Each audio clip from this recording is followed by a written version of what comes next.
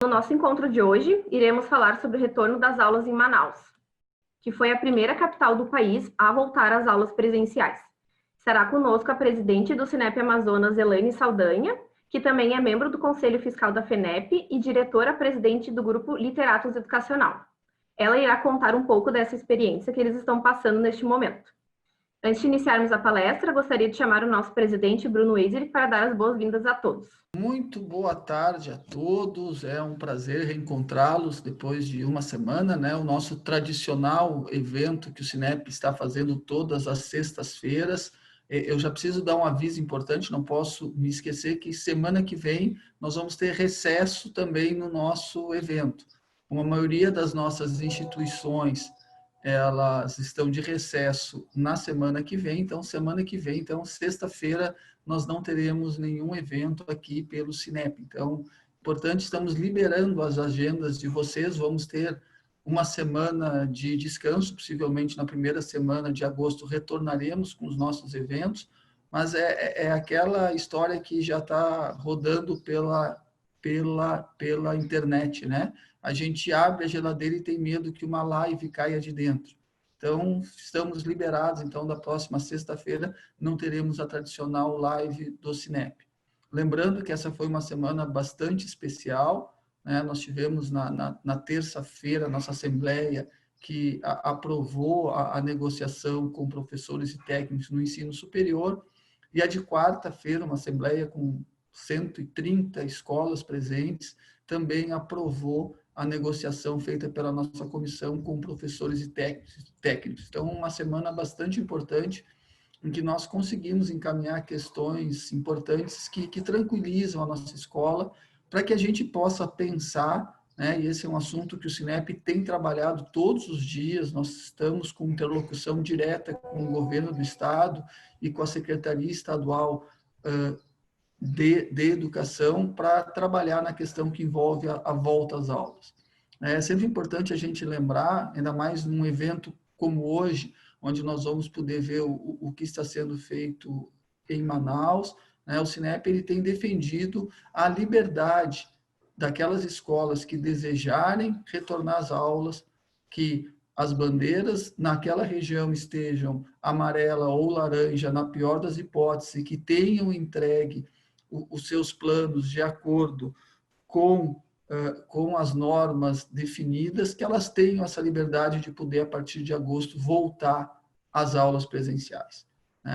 Entendemos que possam ter escolas privadas que não desejam voltar às aulas e que possamos, e que o Estado possa decidir voltar às aulas depois, mas nós defendemos a liberdade daquelas escolas que queiram voltar às aulas, que tenham cumprido o protocolo, que tenham o seu plano, e a região esteja em bandeira laranja ou amarela, que possam fazê-lo a partir de agosto, né? Essa é a linha que o Cinep tem defendido, da liberdade para as escolas, inclusive que as escolas possam definir se elas entendem que antes volta a educação infantil, antes volta o ensino médio. Então, essa é a linha que o Cinep tem adotado na defesa, né, do ensino privado do nosso Estado.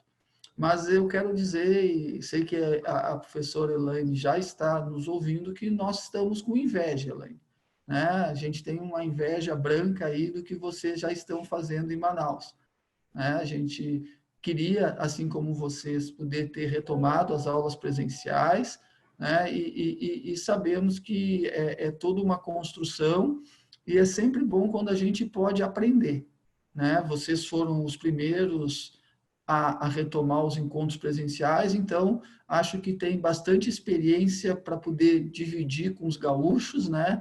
Eu diria que as distâncias agora são cada vez menores, né? Imagina a Elaine ter que pegar um avião para vir aqui para Porto Alegre, são o quê? 8, 10 horas de voo, mas agora nós estamos a um clique, né, de distância.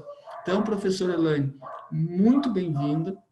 É um prazer recebê-la aqui. O Cinep RS fica muito feliz por ter a sua presença e por poder ouvir, né? Nós estamos sedentos por informação, né? Nós estamos querendo saber como foram a volta às aulas, como estão sendo. Nós já estamos fechando a segunda semana de aula, né?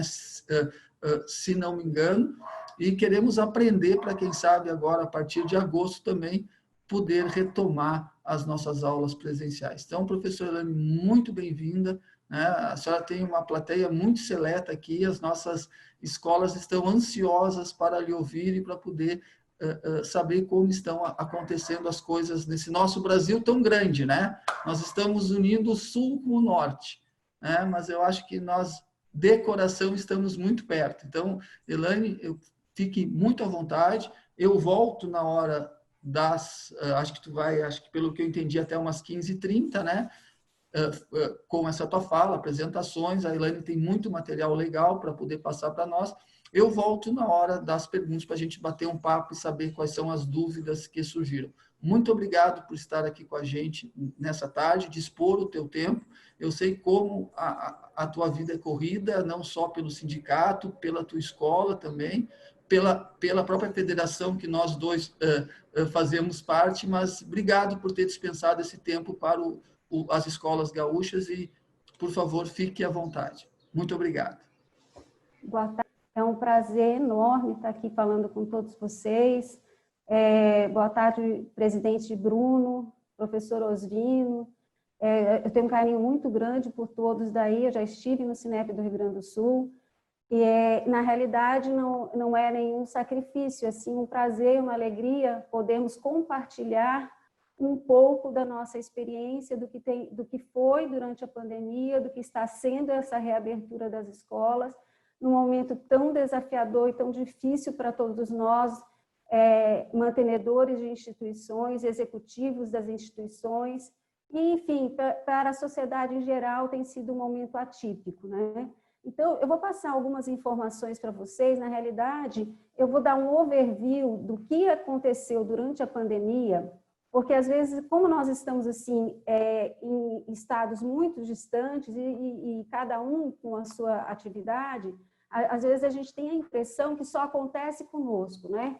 Mas, na realidade, a gente passa hoje por uma situação que é Brasil, é mundo, e no Brasil não foi diferente, né? O nosso Brasil é continental.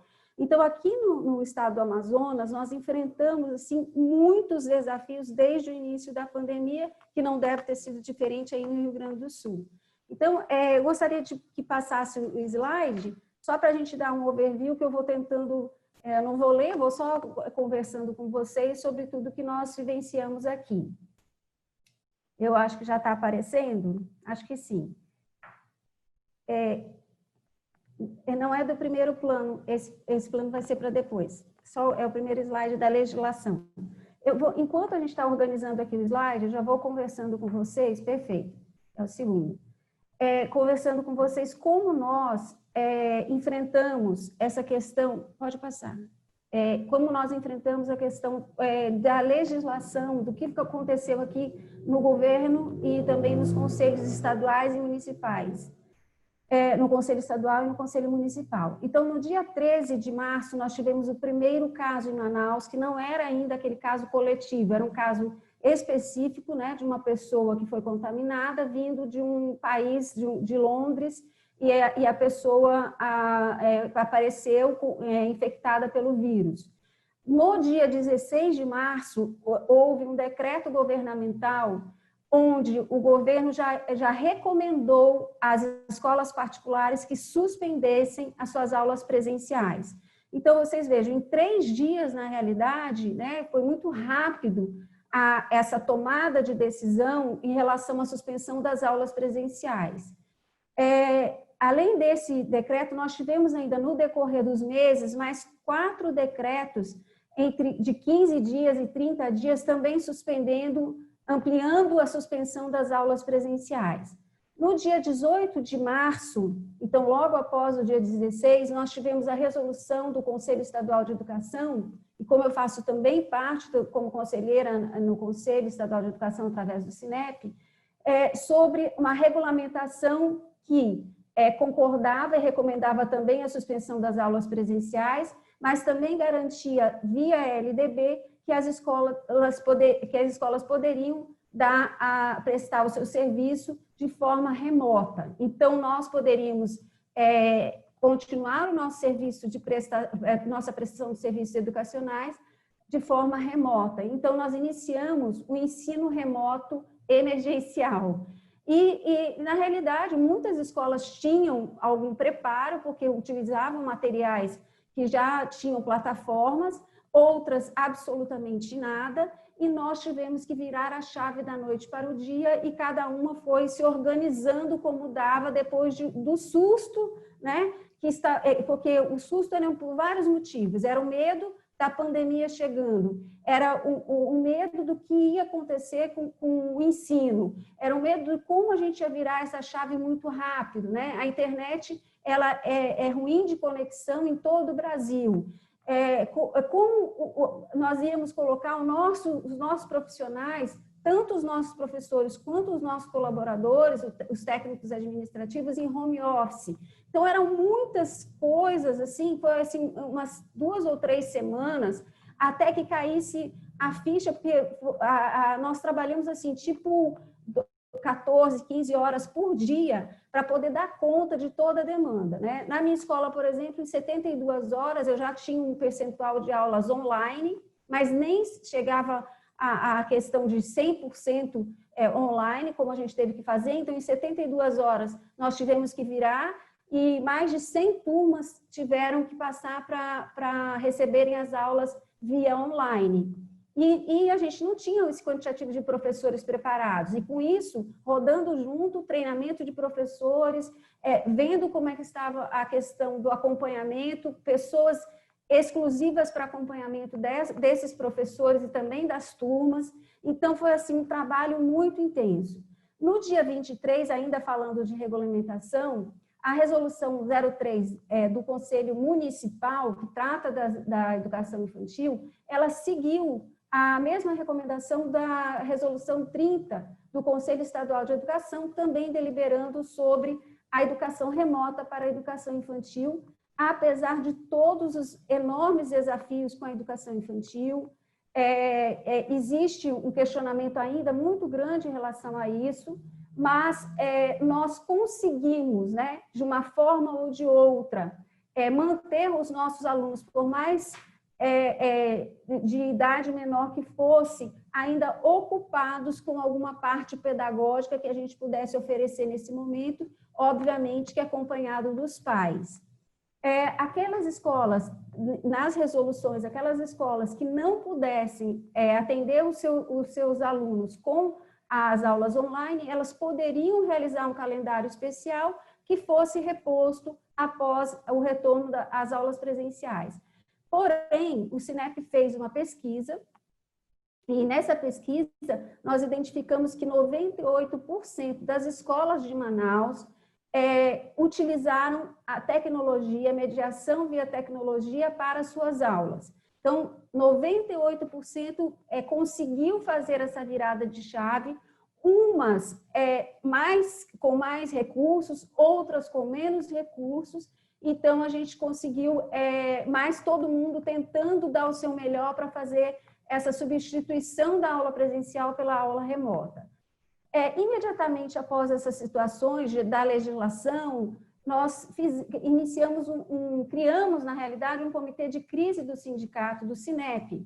E eu acho que isso foi um diferencial para a gente, porque a gente tomou essa medida muito rápida. E nessa criação da comissão, porque nós temos uma diretoria no Sinep de 15 membros, mas nós escolhemos assim 5 pessoas que fossem as pessoas que pudessem estar nessa comissão conosco, porque nós achávamos que naquele momento a gente precisava reduzir um pouquinho o número de pessoas, ficar com as pessoas que estavam em home office, que são os que nos ajudam no trabalho administrativo no Sinep, e também uma pessoa que nos colaborou muito e colabora ainda com a gente, que é do Instituto Educações, que é o Rony Siqueira, que é o professor Rony, que também fez uma ponte muito importante com as escolas, com as instituições de ensino superior nesse momento. Para vocês terem uma ideia, as nossas assembleias do Sinep, elas têm um quórum muito baixo, presencial. Tinham um quórum muito baixo presencial. Cerca de 20%, 30%. E durante esse momento que nós vivemos, né, muito no virtual, do dia 2/4 até o dia 8/6, nós realizamos 7 assembleias extraordinárias. E essas 7 assembleias, elas tiveram quase 100% de participação de todas as escolas associadas. Por quê?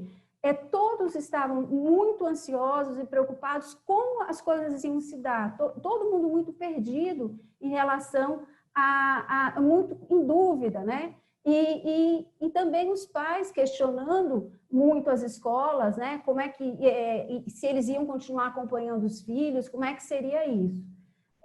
Logo após isso, eu vou seguir a cronologia que vocês vão observar, mas nós criamos uma ouvidoria, tá? Eu coloquei no dia 21/4, porque no dia 3 de abril, então, nós já começamos a ter incisivamente cobranças a respeito de audiências públicas, a respeito do desconto das mensalidades.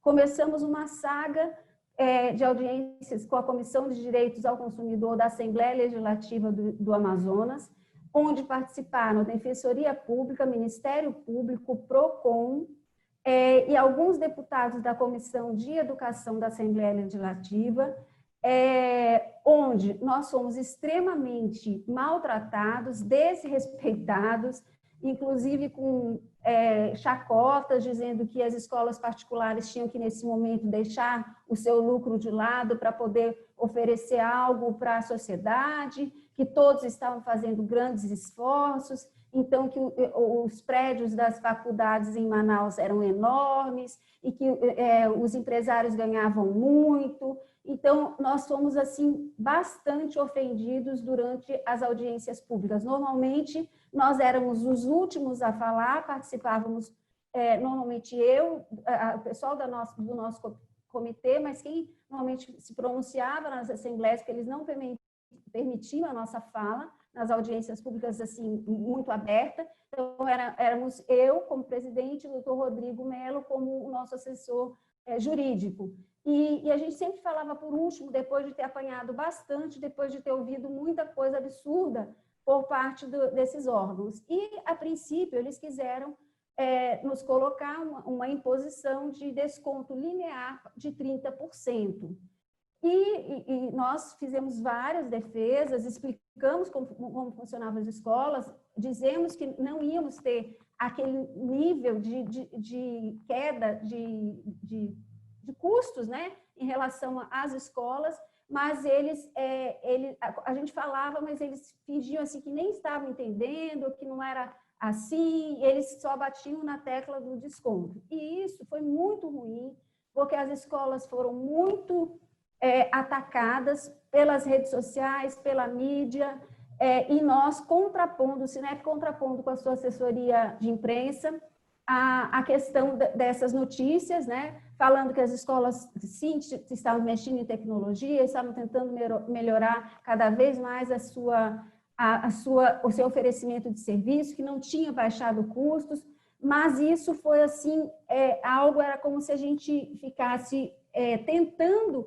persuadir uma situação que não tinha como, porque a sociedade em si virou-se contra nós. Nós ficamos assim, os pais ficaram muito revoltados contra a escola. Os alunos que são de ensino superior ficaram muito revoltados contra as instituições de ensino.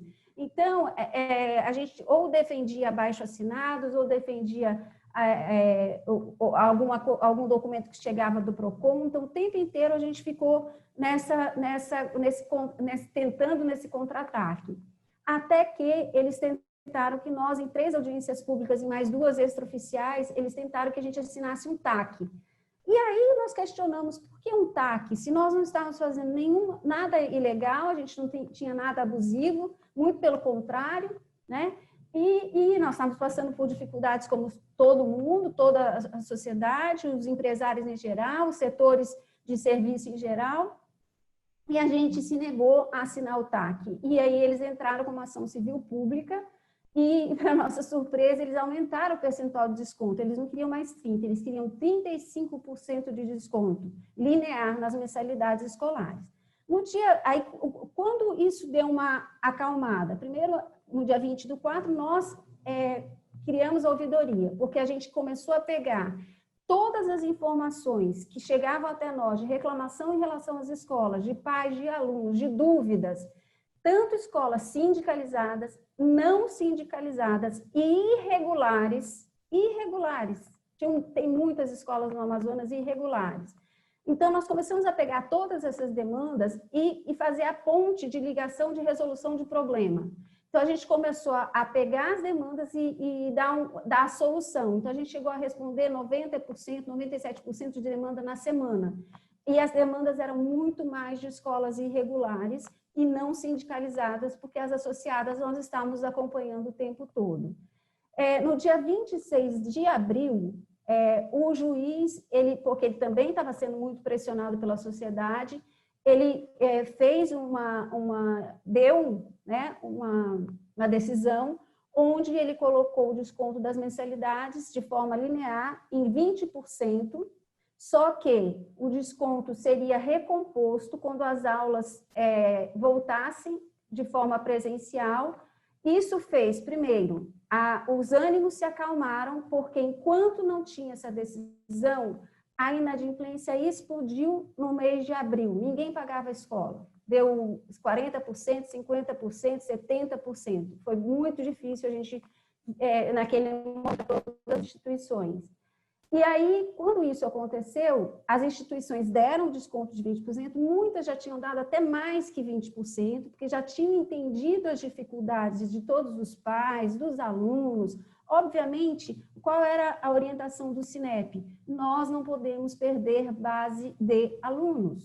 Então, ninguém queria perder base. Então, não era porque um órgão X, Y, Z estava impondo para nós algum desconto. Cada um sabe do seu tamanho, sabe da sua necessidade, da sua estrutura, daquilo que pode fazer. Não é um órgão que vai chegar na nossa escola e dizer assim, você tem que fazer isso ou aquilo, porque nós sabemos o que nós temos de compromissos e qual é a nossa receita e qual é a nossa despesa. Pode passar, por favor.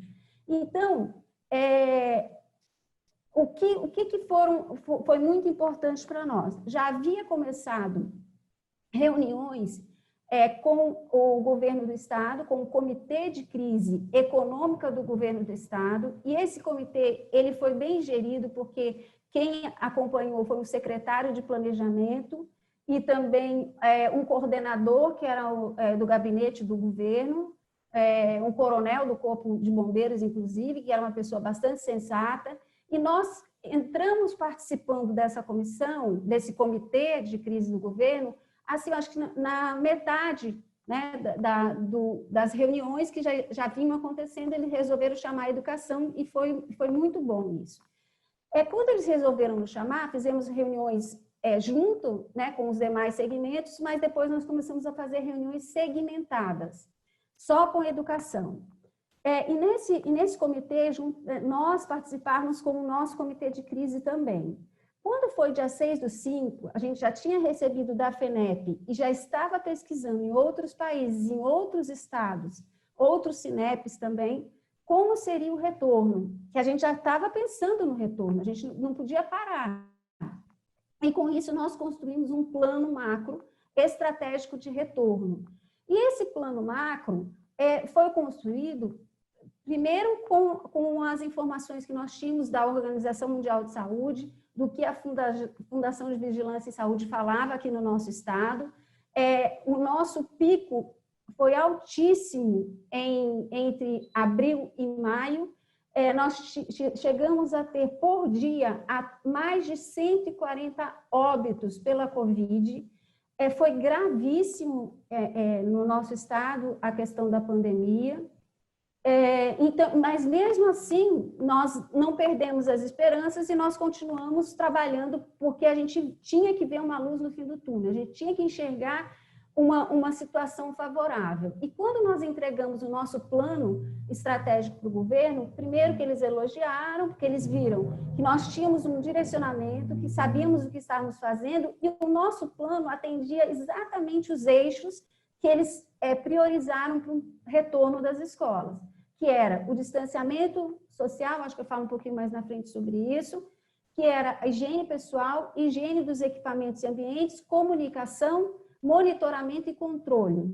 Então, Então, quando eles viram que nós sabíamos aquilo que nós íamos fazer, eles ficaram mais tranquilos em relação a isso.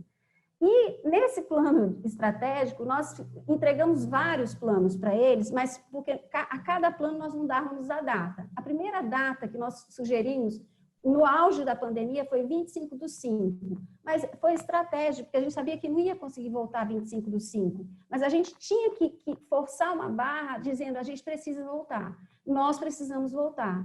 E eles falavam assim, a gente vai falar com a Vigilância em Saúde e damos retorno para vocês na próxima reunião. A gente tinha uma reunião uma vez por semana com o comitê do governo, tá? Até o final, que nós tivemos 2 reuniões presenciais com esse comitê. Resultado, diante das várias reuniões que nós tivemos, no dia 21, que foi uma reunião assim, bastante decisiva para nós, com esse comitê, surgiu um dado novo, que eles já iam dar a resposta para a gente, nós já tínhamos pulado a data de retorno nessas reorganizações do plano de datas para junho. Então, a gente já tinha colocado 1º de junho, 15 de junho, a gente já estava andando para junho.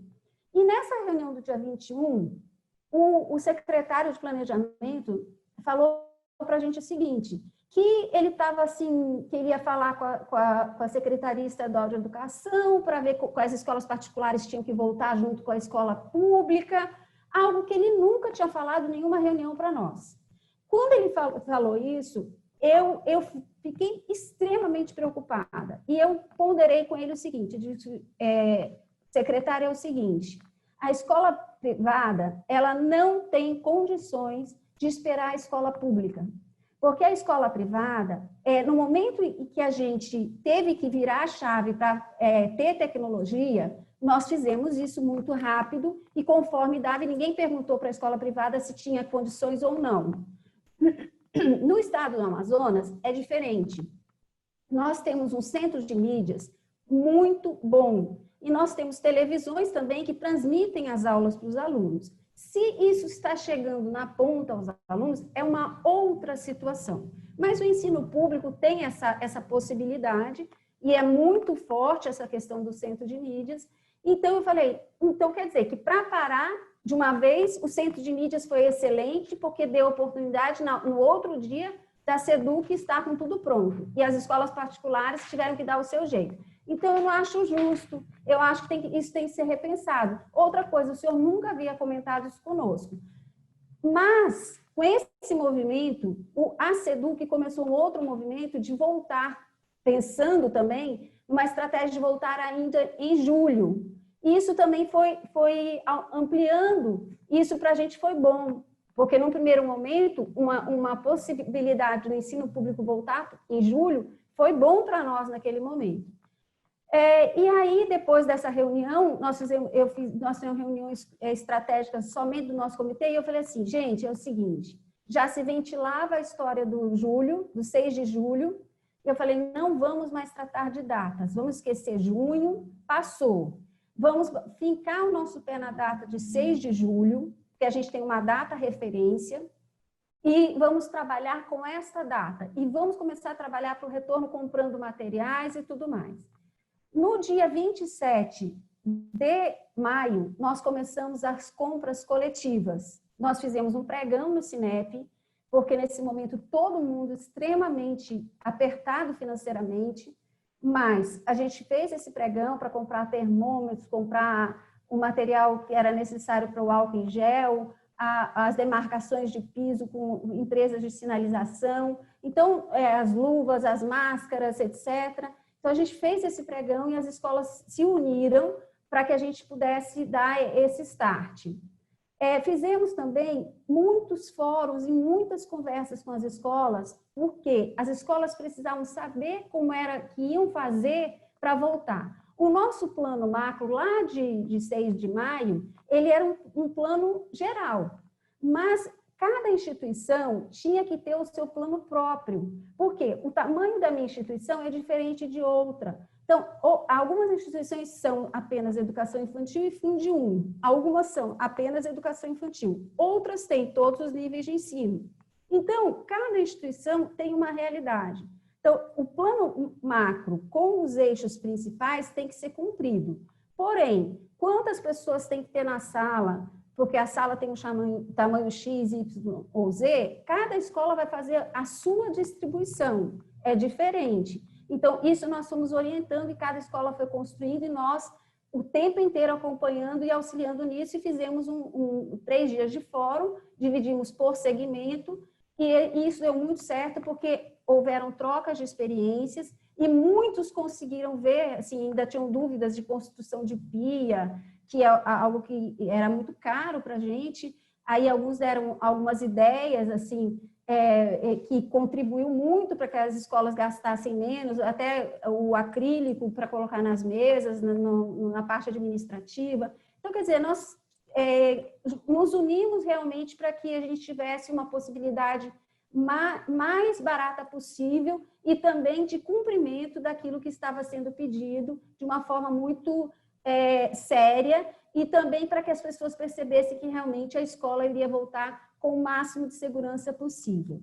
No dia 29, então, portanto, quase uma semana depois da nossa reunião com o secretário, saiu um decreto, um outro decreto governamental, e nesse decreto ele estabelecia ciclos de retorno.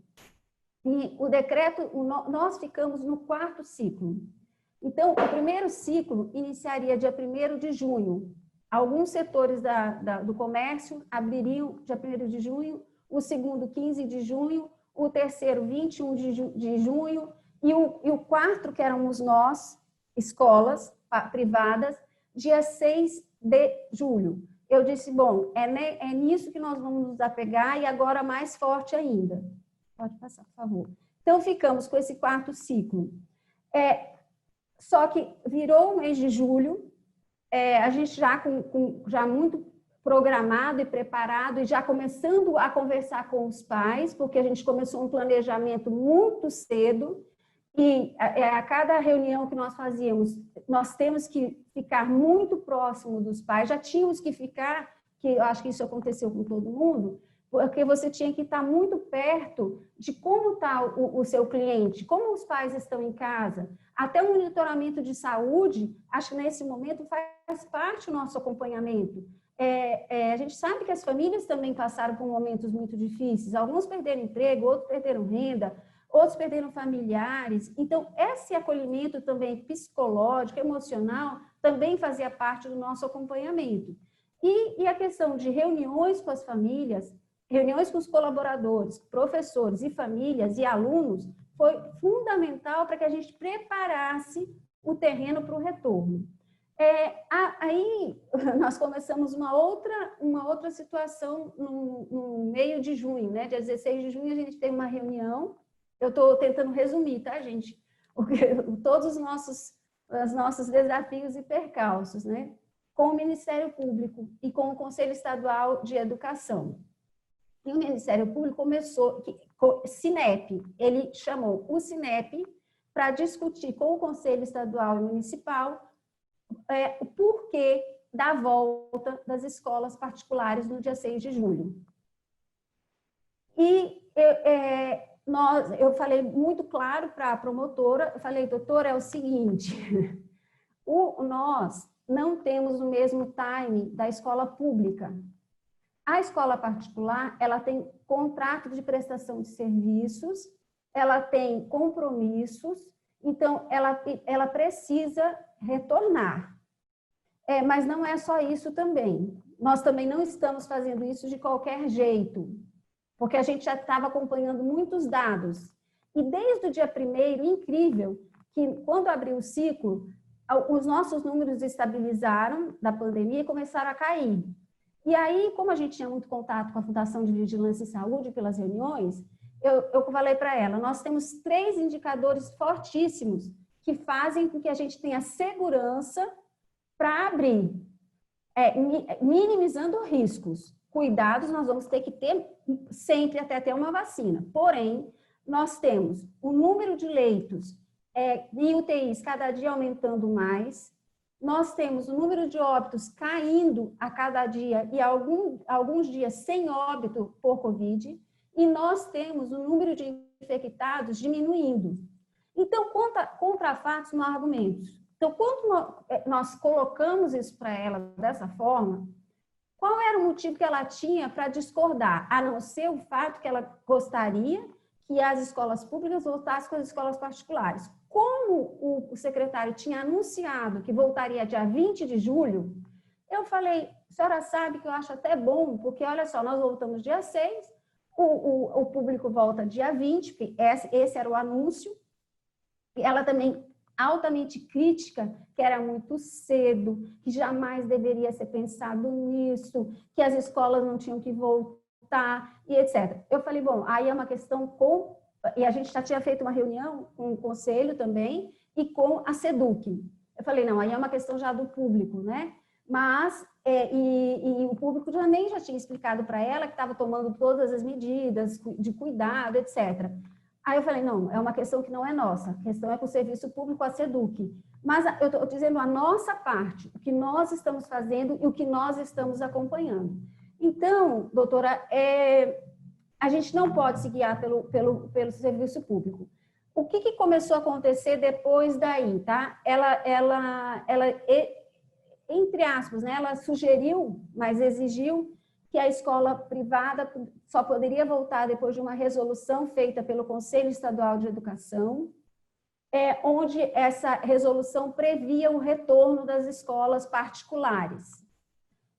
E por incrível que pareça, nós conselheiros, fomos colocados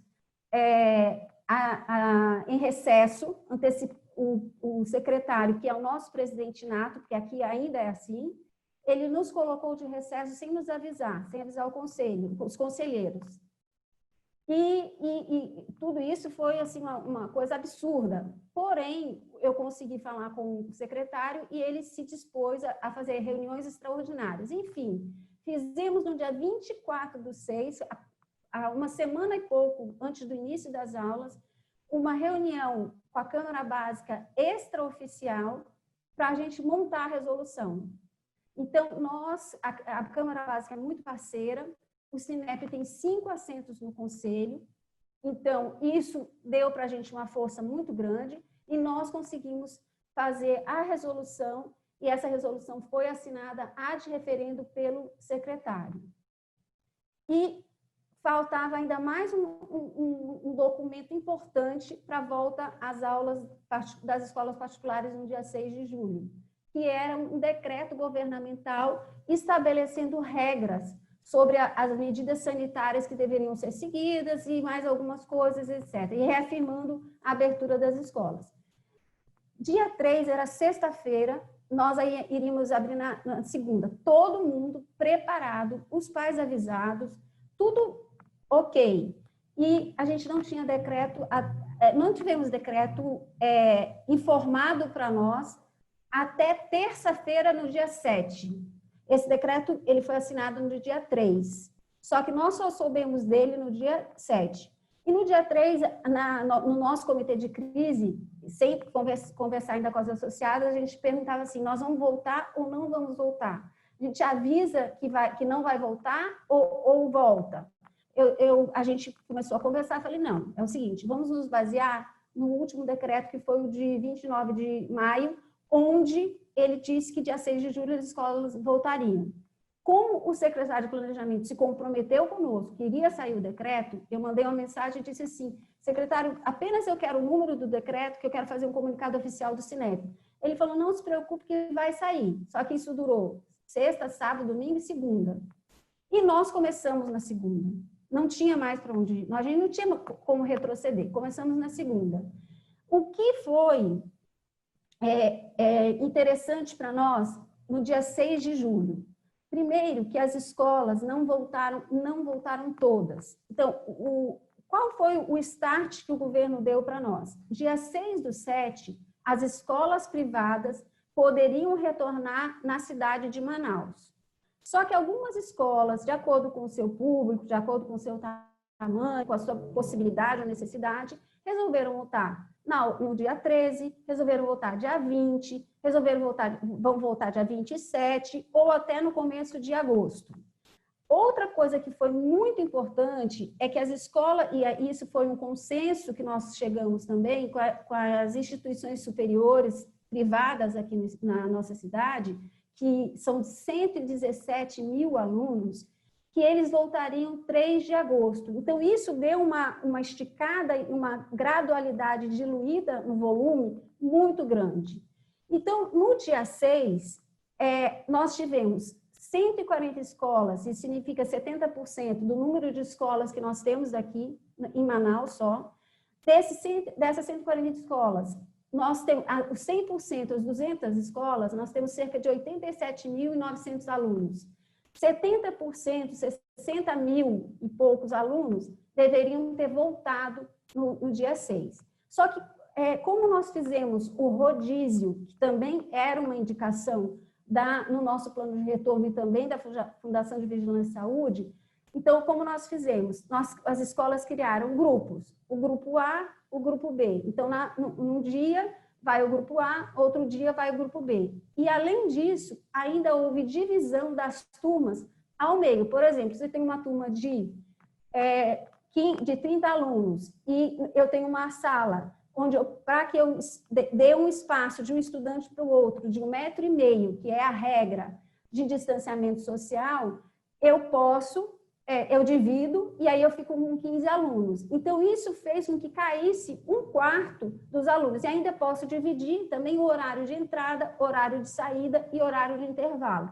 Então, isso deu uma diluída grande no volume, porque nós temos alunos em casa, alunos presenciais e também divididos em horários para não ter aglomeração no momento da entrada. Então, isso foi, assim, muito positivo para nós nesse primeiro momento, que para nós também era muito novo e a gente não sabia também qual seria o comportamento. Junto com isso, as escolas de ensino superior, as faculdades, poderiam voltar no dia 6 de julho ainda, com laboratórios para aulas práticas, que obviamente é muito menor, porque os cursos que exigem aulas práticas são mais a área da saúde, então isso também não nos afetou. E eles retornam realmente às aulas presenciais, porém, também em ensino híbrido, algumas pessoas ficarão ensino remoto, outras ensino presencial também, dividindo as turmas, cada um está fazendo o seu plano da melhor forma possível,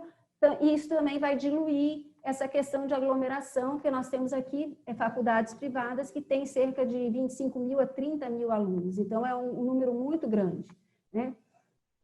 Dia 13, que foi essa última semana, agora, nós entramos na 3ª semana de aulas.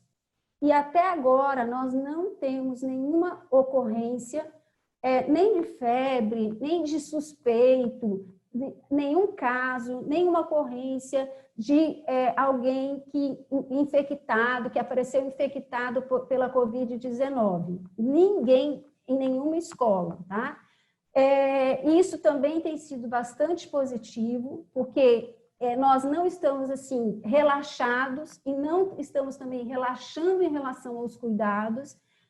O uso da máscara é permanente, né? Tem que ser permanente, até porque tem um decreto municipal que exige o uso da máscara em todos os ambientes públicos, etc.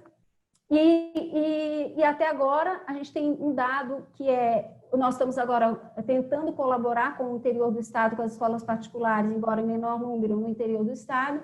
Temos notícia de que um município voltou no dia 6 de julho, que é Manacapuru, e temos 2 que ainda estão pretendendo voltar. Nós temos aqui 61 municípios, então nós estamos agora tratando com os prefeitos, através de ofício, e tentando entender qual é a pretensão de quando as escolas particulares voltam nesses municípios, porque nós precisamos também dar esse apoio em relação ao interior do estado.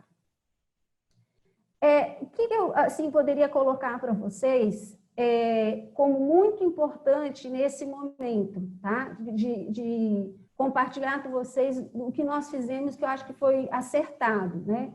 Primeiro, uma aproximação, da mesma forma que a gente tem que ter aproximação com o nosso cliente, com os nossos pais, nossos alunos, a aproximação com as escolas sindicalizadas, que pelo que eu entendi, o professor Bruno, o presidente Bruno, nós estamos aí no 11º encontro, né, do Cinep Rio Grande do Sul. Isso é fundamental, né? Porque isso dá mais segurança, consistência e alinhamento na linguagem, né? O que é mais importante nesse momento para nós que somos instituições do setor educacional? Nós precisamos falar a mesma linguagem. A sociedade tem que nos entender como uma voz única, né? Qual é o eixo base do nosso retorno? A escola ela não quer retornar porque ela quer o dinheiro dela, apesar que a escola é uma empresa, tem responsabilidade social, tem responsabilidade de pagar folha de pagamento, de impostos, etc., que todos nós sabemos. Mas, óbvio que nós privilegiamos a vida. Então, nós não vamos voltar de qualquer jeito. Se a pandemia em Manaus continuasse alta, nós não teríamos voltado. Agora, o que eu tenho observado, o que eu tenho acompanhado no Brasil, é que em alguns lugares a situação se estabiliza e até cai, mas as pessoas estão resistindo na volta. E eu vou falar mais algo para vocês. O ensino público aqui não conseguiu voltar dia 20, porque existe um movimento fortíssimo dos professores do ensino público, com cartazes, outdoor, notícias falsas, inclusive dizendo que porque as escolas particulares voltaram, tinha havido um número de casos elevado de mais de 2.000 crianças infectadas, mais de não sei quantas mortes, que foi totalmente desmentido pela Fundação de Vigilância em Saúde. A doutora Rosemary, que é a presidente, fez um vídeo desmentindo tudo isso. Então, nós estamos também enfrentando essas pessoas que não querem trabalhar e não querem voltar, que tem o seu dinheiro que cai na conta, etc., não vou entrar no mérito, mas isso existe. Agora, nós que temos a responsabilidade de oferecer um serviço educacional de qualidade, sabemos o quanto é necessário para as crianças estarem estudando. O Brasil não pode parar, a escola não pode parar, a educação não pode parar. Então, é um momento difícil? Com certeza, né? Nós não fechamos os olhos para isso. Mas nós temos que continuar a vida, nós temos que dar continuidade aos nossos negócios, as crianças têm que voltar a estudar, os pais têm que voltar a trabalhar. Então, tudo isso tem que mover-se novamente. Outra questão que eu coloquei para vocês no slide é escolas não sindicalizadas, que nós atendemos, como eu falei no início na auditoria, e irregulares. Tá? Por que nós entendemos isso? Qualquer deslize no nosso setor nesse momento por uma escola desavisada, não associada, uma escola irregular, ela simplesmente colocaria em risco todo o trabalho do Cinep, todo o trabalho que o setor tem feito, porque se as escolas associadas, elas estão seguindo a norma, né? A regularidade, etc. e tal, e nós estamos acompanhando. Mas se eu tenho alguma escola não sindicalizada ou uma irregular que aconteça alguma coisa ruim, ela vai queimar o setor como um todo. Então, a nossa preocupação em atender essas escolas foi justamente para isso, para oferecer o máximo de informações possíveis, as irregulares, inclusive ajudá-las a se regularizarem, né? Oferecendo atendimento em relação a plano pedagógico, a regulamentação do Conselho Estadual de Educação Municipal também, a assessoria jurídica do Cinep. Então, nós estamos tentando, nesse momento, né, até ajudar e colaborar com essas escolas, porque a gente também não tem interesse que escolas sejam fechadas, né? Nós temos interesse que elas melhorem e que elas possam continuar abertas. Outras questões que foram fundamentais, que nos uniram muito, né, as escolas que participaram desse momento, a troca de experiências, nós fizemos pesquisas com os pais dos alunos, pesquisas com as instituições de ensino, tanto de ensino superior quanto do ensino básico, alinhamento dos procedimentos para não prejudicar o setor, como eu já falei para vocês. Os indicadores para o retorno eu já também dividi com vocês, né? O aumento dos leitos em UTI, diminuição dos óbitos, diminuição do número de infectados também. Esses são os indicadores. O nosso plano estratégico para a retomada, eu não sei se eu consigo colocar isso para vocês, mas é muito rápido, depois eu disponibilizo toda a apresentação para vocês, mas se vocês quiserem, eu posso passar aqui. Dá para a gente passar? Eu posso passar rapidinho, que eu acho que isso foi um ponto importante que deu para a gente, para o CINEP, uma credibilidade, enquanto o governo viu e a FVS também viu, de como nós estaríamos organizados para uma volta. A gente fez uma coisa simples, porém, com um pensamento, né, de um retorno seguro, pensamento estratégico de não aglomeração, a gente fez assim, colocou gradualidade, né? Podendo, cada escola, como o presidente Bruno falou, ela tem a liberdade de começar, se tem todos os níveis, começar com a educação infantil, tem a liberdade de começar com a educação infantil, tem a liberdade de começar com o ensino médio, é assim mesmo que está funcionando aqui, tá? Nós tivemos escolas, por exemplo, educação, que tem só educação infantil, Fundi 1, começaram dia 6 de julho, porque são escolas muito menores, né? Que tem esse segmento. Nós temos escolas que têm todos os níveis. Então, algumas, exemplo, começaram com ensino médio e Fundi 1. Foi uma opção da escola. E algumas escolas começaram, aí na outra semana começou o Fundi 2 e a educação infantil. Então, isso ficou a critério de cada escola. Cada escola sabe da sua real necessidade. Se a gente conseguir passar, vou passar muito rápido o plano de retorno para vocês, só para vocês conhecerem, e o governo já nos pediu também um plano de atividades esportivas, porque as atividades esportivas aqui deverão ser liberadas a partir de setembro. E aí a gente também fez um plano de atividades esportivas.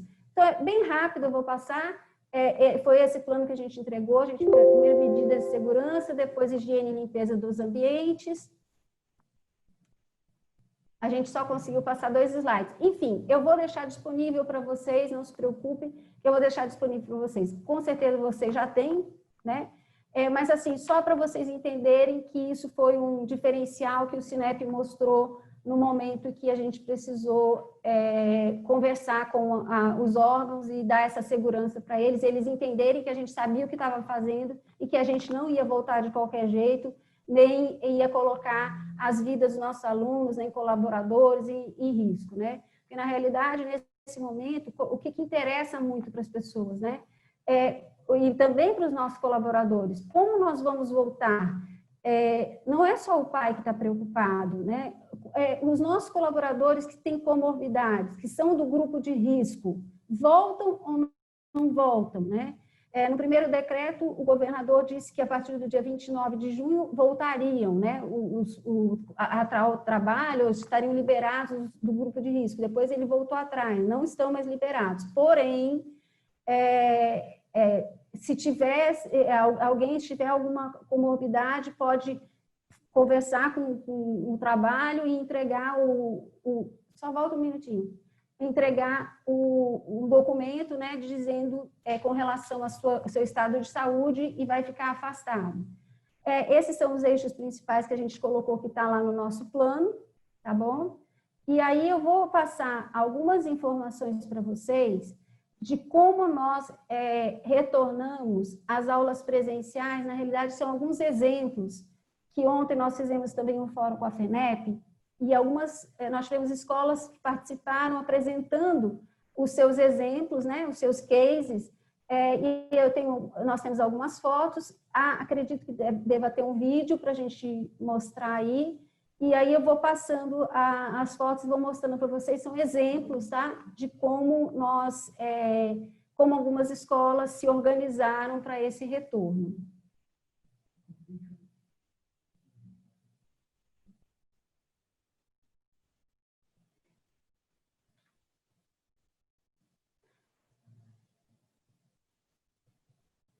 Enquanto o Felipe, que está me ajudando aqui, vai passando, vocês vão ver as pias que foram construídas, né? Essa pia, se eu falar para vocês, essa é uma escola associada nossa e cujo mantenedor é até no nosso comitê de crise, tá? Essa pia foi uma pia que saiu por um preço super, super econômico. Ele praticamente construiu, né? Porque eu não tenho as fotos da construção, mas ele mostrou para a gente como ele construiu, tá? Essas são as salas dele. Aqui, acredito eu, que seja biblioteca, alguma coisa assim, que tem a divisória de acrílico, tá? Esse acrílico fumê, mas ele começou com acrílico porque o mercado está faltando quase tudo, né, gente? As demarcações no pátio da escola, né? Porque a gente tem que obedecer internamente, na circulação, 1,5 metro de distanciamento. A circulação interna de ida e vinda também, ele fez essa disposição. O que tem acontecido? Eu sei que vocês vão ter oportunidade de fazerem perguntas, né? Mas o que tem acontecido nas escolas, tá? Como é que está acontecendo a parte pedagógica, né? Isso tem sido... Quais são os maiores desafios? Depois eu falo um pouquinho sobre os desafios. Quais são os nossos maiores desafios, tá? Primeira coisa, quando voltamos para as escolas, internet. Muitas escolas com dificuldade, porque sobrecarregou muito a rede na instituição, e muitas escolas tiveram que ter ou redundância de link, ou contratar novas conexões, porque as conexões não aguentavam e não suportavam passar ao mesmo tempo a aula que estava sendo dada para os alunos que estavam presentes e para aqueles que estavam assistindo em casa. Vocês perceberam aí que essa professora, esse é o mesmo colégio que eu mostrei para vocês, do professor Sérgio Angelim, ele comprou os tripés e é um celular que cada escola está se organizando da melhor forma possível.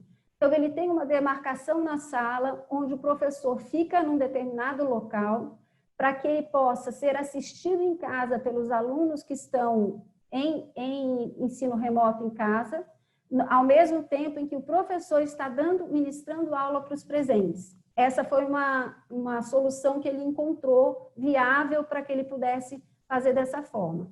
Nós temos uma outra solução que ontem foi falado por outra instituição, que ele comprou notebooks, também demarcou local, e através do notebook ele também faz uma transmissão para os alunos, interage com os alunos, ouve por uma espécie de fone as perguntas dos alunos em casa, e aí ele consegue dar essa atenção também para os alunos que estão em casa.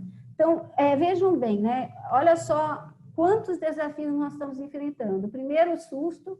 O segundo, a transformação digital do dia para a noite, né? Nós passamos por isso. O professor ter que dar conta de estar à frente de uma câmera. O professor hoje, ele tem mais um desafio, ele tem que ter mais uma habilidade, né? Ele tem que dar, ao mesmo tempo que ele dá aula para o aluno presencial, ele também dá aula para o que está em casa. Então, e muitas vezes a gente não consegue enxergar tudo, porque um celular, a câmera, o vídeo é muito pequeno, né? Aquele que mesmo está no notebook com fone, ouvindo o que estão perguntando em casa, também tem. Então, olha só quantas habilidades a gente tem que desenvolver nesse momento e quantos desafios nós estamos enfrentando para poder fazer as coisas funcionarem, fazer as coisas rodarem, né? Só escolas, só instituições que têm compromisso com a sociedade e com o seu serviço, a entrega do seu serviço, que é capaz, honestamente falando, que é capaz de fazer o que nós estamos fazendo. Eu acho que nesse momento a gente tem que estar muito orgulhoso no sentido de entender que nós da educação privada somos realmente de excelência. Somos uma educação que realmente faz a diferença no Brasil. Eu, felizmente, eu sou muito jovem, mas eu estudei durante algum tempo ainda na escola pública, e a escola pública era muito boa.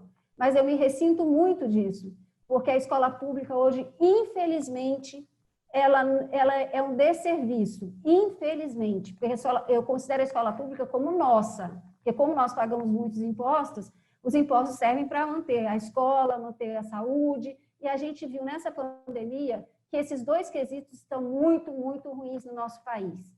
Então, mas nós que somos da iniciativa privada, que somos muito cobrados, muito atacados por causa disso, como se fosse um pecado que a gente estivesse cometendo ao ter um negócio para oferecer um serviço que, infelizmente, é desassistido no nosso país, nós estamos mostrando realmente a nossa importância, o nosso valor e do que nós somos capazes. E o quanto nós somos sérios. Porque mesmo dando desconto de mensalidade, muitas pessoas passando por dificuldades financeiras, e eu sei que não é diferente no Rio Grande do Sul, no estado do Amazonas, no Ceará, no Pará, em todos os estados do Brasil, essa dificuldade, né? Muitas escolas já fecharam, de educação infantil principalmente. A gente teve aqui um dado, que é um dado que ele se reflete no Brasil inteiro. 84% dos contratos da educação infantil foram cancelados. Então, isso é gravíssimo, muito sério. Nós, aqui em Manaus, a gente não teve nenhuma escola fechada, a gente não teve notícia de fechamento de escola, porém, nós tivemos, pela pesquisa, 84% de contratos cancelados. Aí eu vou passar um pouquinho depois para vocês, também as oportunidades, e o que tem tido foi bom nesse nosso retorno também, que também passa por uma questão de novos contratos. Acredito que a gente tem mais algumas fotos aí para mostrar para vocês. Eu me alonguei um pouquinho na questão da sala de aula, mas eu queria dar os exemplos para vocês de como nós nos superamos, né, nessas questões, né? Aqui é um foco mais perto de como está sendo essa demarcação. Aqui é um bebedouro, não dá para perceber muito, mas é um bebedouro, porque não é possível utilizar o bebedouro, aquele de bica. Então, aqui tem um aviso do bebedouro que ele só pode ser usado copo ou garrafinhas ou squeeze, né, que são individuais, porque a gente não pode ter a mistura de objetos pessoais nesse momento, tá? Então, esse é um bebedouro que está sendo avisado aí. Então, se for aquele desguicho, tem que ter um copo, uma garrafinha para encher, não pode mais utilizar com a boca. Aqui, novamente, a circulação interna, ele fez uma divisão por cores. Pode passar, por favor. Essa é uma outra escola, isso daqui é Ensino Fundamental 1, tá? Vocês percebem que as crianças estão com as máscaras, né? Eles estão se adaptando muito melhor que nós, tá? Tem sido muito rápida essa adaptação, eles estão colaborando muito mais do que nós adultos. É uma forma que a gente está encontrando, né, de não assustá-los ainda mais, que é uma forma de abraço, né, um abraço que dá em nós mesmos para abraçar os colegas, e assim a gente tem trabalhado com as crianças. É uma outra escola nossa, é da vice-presidente do Cinep, atualmente comigo, a professora Laura Cristina. Acho que tem mais algumas fotos da escola dela, ela atende educação infantil e atende Fundamental 1. Essa é a mesa do professor. Essa é uma sala de educação infantil da professora Laura. Da escola dela chama-se Meu Caminho. Ela fez uma divisória de acrílico onde as crianças trabalham em dupla, né? Vocês vejam a paramentação da professora, porque na educação infantil, e ainda mais na creche, que vai de 0 a 3 anos, na realidade, a letalidade das crianças é muito baixa. Aqui no Amazonas, nós tivemos mais de 2.000 crianças infectadas, onde 114, dados da Sociedade Amazonense de Pediatria, onde 114 crianças morreram. E das 114, todas tinham comorbidades e eram graves. Então, a letalidade nas crianças é muito baixa. Porém, eles tem evidências que eles podem ser vetores para transmissão. Então, nesse momento, veja bem, uma professora que é da creche, que atende berçário, maternal, etc., ela tem muita proximidade com as crianças. Por quê? Ela atende na hora do sono, ela atende na hora do banho, ela atende na hora da alimentação. Vocês sabem qual é a realidade. Nós que temos escola sabemos qual é a realidade. Então, no caso da educação infantil, por essa proximidade, então as professoras estão usando. Algumas usam esse tipo de vestimenta, que foi o que a professora Laura colocou, mas outras usam também o avental de TNT, a máscara sempre, é que ela não está com o óculos, né? Normalmente as professoras também estão usando óculos, mas é porque as crianças são um pouquinho maiores. Mas nas crianças assim, de colo, né? Mesmo assim, de berçário, etc., eles estão usando touca, propé, luva e o óculos também, porque é mais uma proteção individual da professora, tá bom? Aqui é uma escola já de adultos, né? Na realidade, é uma escola de ensino, educação profissional.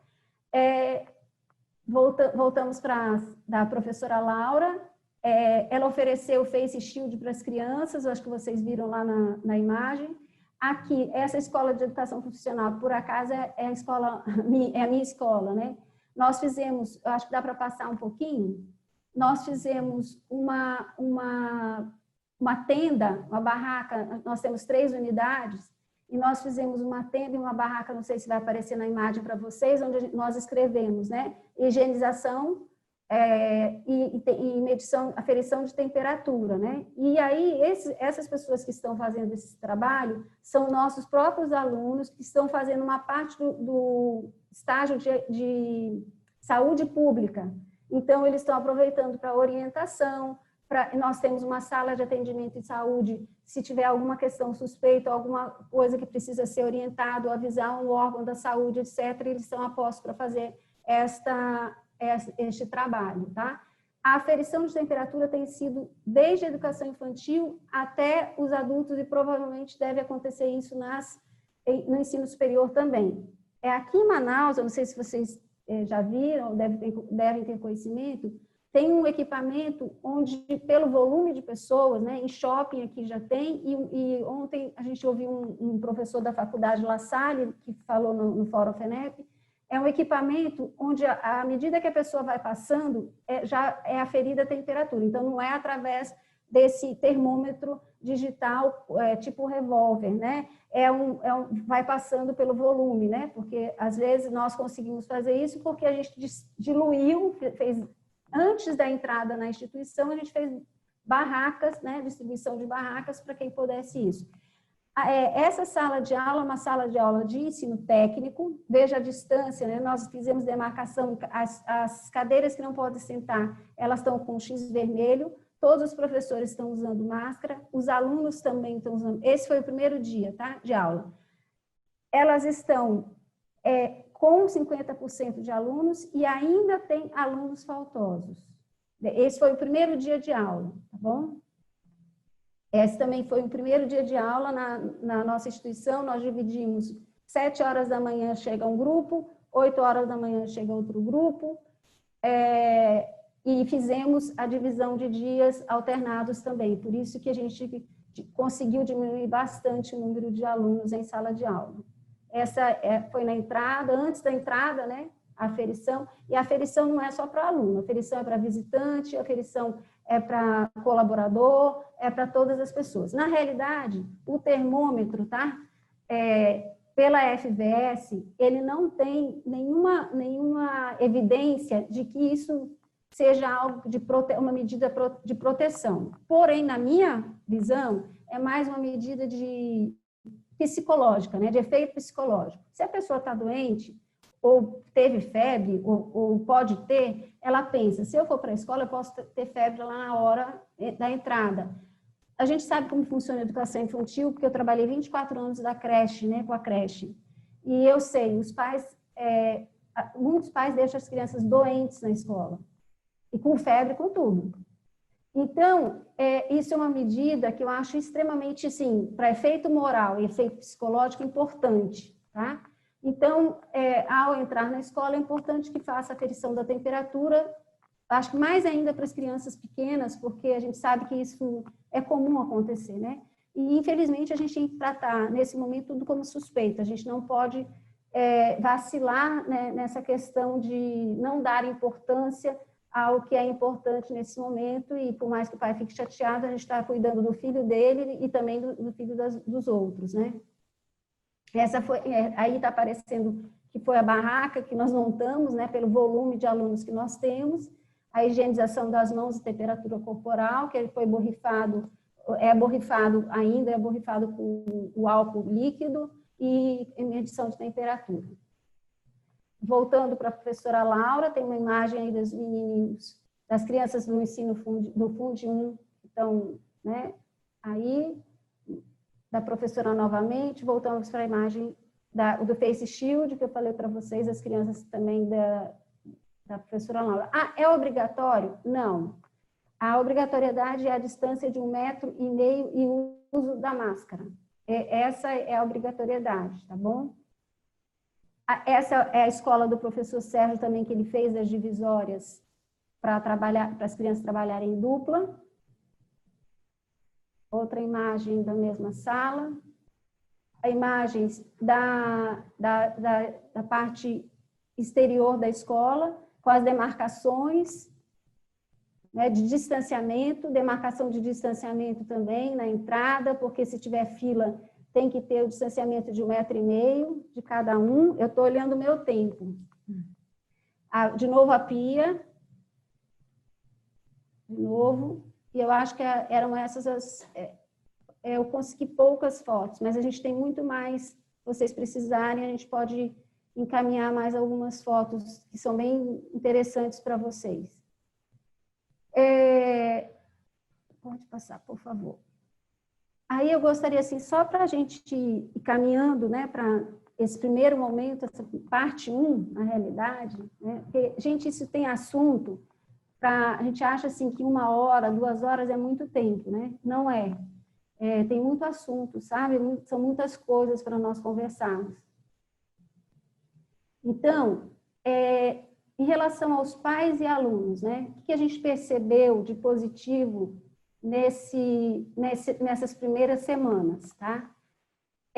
Primeiro, eles criaram mais confiança e deram e segurança, criaram mais confiança e segurança e estão dando muito apoio às escolas. Antes do início, né, das aulas, nas reuniões de pais, nós preparamos os pais para que eles também já começassem a usar com as crianças em casa as máscaras, porque a gente sabe que é algo muito incômodo para nós que somos adultos e para eles também. As crianças abaixo de 3 anos, não é recomendável o uso da máscara, porque existe um perigo grande das crianças terem asfixia ou se machucarem com a questão da máscara. Então, não é possível, né? As crianças acima de 3 anos, a gente sabe que é difícil eles ficarem, mas eles, por incrível que pareça, eles estão sendo, assim, muito obedientes a essas regras. A gente até está muito surpreso com isso, né? E eu não sei se, acho que talvez a família em casa teve muito isso, né? Não pode tocar. E eles também estão levando muitas coisas da escola para casa que os pais estão nos relatando, né? Como, por exemplo, mãe, tem que usar máscara, né? Não, tem que lavar a mão. Chegou em casa, tem que tirar a roupa para trocar de roupa, porque uma das orientações também que faz parte do plano é a comunicação. Então, você tem que falar todos os dias para todos os colaboradores, professores e alunos, como vai ser a rotina naquele dia, qual é a rotina da escola, qual é o distanciamento, lembrar as regras, né? A educação infantil, até a educação profissional, a gente percebe que os jovens, as crianças e os jovens estão muito comprometidos, muito conscientes, né, desse novo normal. O que eu ia falar para vocês, diante de muitos contratos que foram cancelados, principalmente na educação infantil, a gente percebeu que houve uma reativação de contratos. Não no número que nós gostaríamos, tá? Mas a gente teve, assim, quanto? Em torno de 20%, em torno de 20% de reativação de contrato. Ainda, na minha opinião, é muito baixo, mas houve uma reativação, alguns contratos foram reativados pela volta, né? Porque aí os pais perceberam também que a escola teria todo o cuidado, foram visitar a escola para ver se a escola estava realmente com todos os procedimentos de segurança, conforme tinha sido preconizado, avisado, informado, etc. E eles estão retomando, os contratos estão sendo reativados. Com relação aos desafios, né? Nós estamos com alguns desafios, acho que logo quando começou a pandemia, eu disse a vocês, e isso é Brasil, tá? A inadimplência, ela dobrou no Brasil, né? Na educação básica e no ensino superior também. Então, a inadimplência é um ponto crucial para as nossas instituições, e eu acho que é um grande desafio, né? Nesse momento você manter tem que manter uma proximidade muito grande ao seu cliente, ao pai, ao aluno, e tentar conversar com as pessoas para saber como você pode ajudar, né? Nesse momento, né? Por exemplo, eu uso na instituição um seguro educacional, onde se o aluno, né, porque eu trabalho com educação profissional, perde a renda, perde o emprego, né, na realidade, perde o emprego, porque ele tem que ter CLT, ele tem que ter a CTPS, ele tem que ter a CTPS assinada, ele tem que ter a carteira de trabalho, ele tem que ser regular. Para trabalho informal, que é a maioria, uma boa parte que eu tenho, de autônomos, aí o seguro educacional ele não vale, né? Por isso a gente sempre coloca no contrato quem é o responsável financeiro, uma pessoa que trabalhe na família para poder ter essa segurança, né?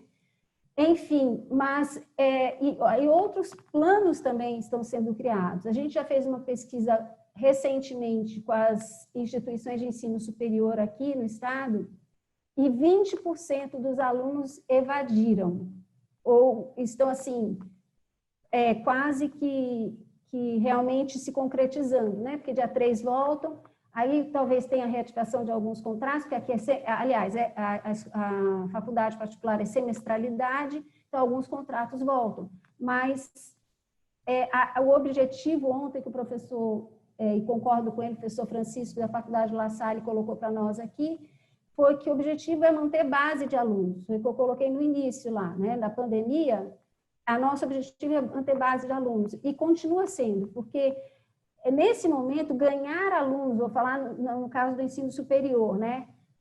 Que é um momento de captação de alunos para o semestre seguinte, é possível? Impossível não é, mas é algo muito complicado pela situação que ainda nós nos encontramos. Algumas instituições, por exemplo, o Rio Grande do Sul deve voltar agora em agosto, pelo que o presidente Bruno colocou, mas os alunos estão ainda muito inseguros e eles são muito sensíveis à questão de preço e à questão financeira.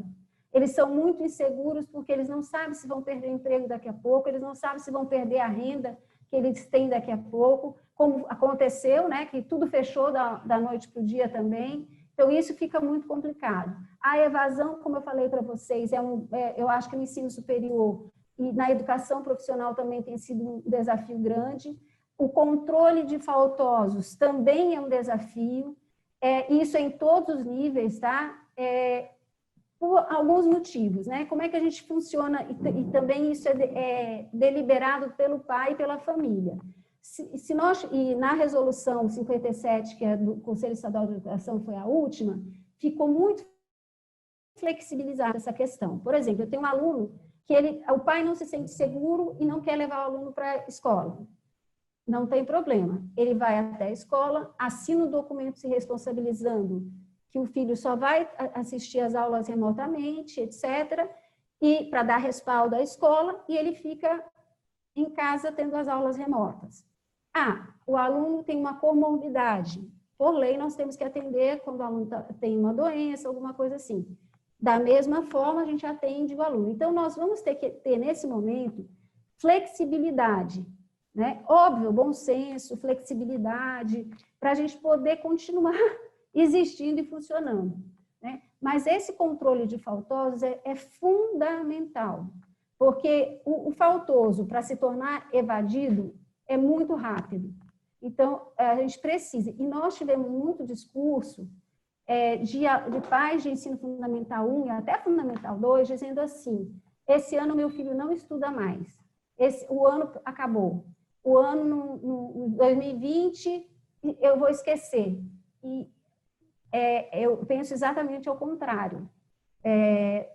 Para nós, e eu acho que tem que ser assim para todos nós, né? O Brasil como um todo, por mais que volte agora em agosto, nós estamos apenas começando o segundo semestre.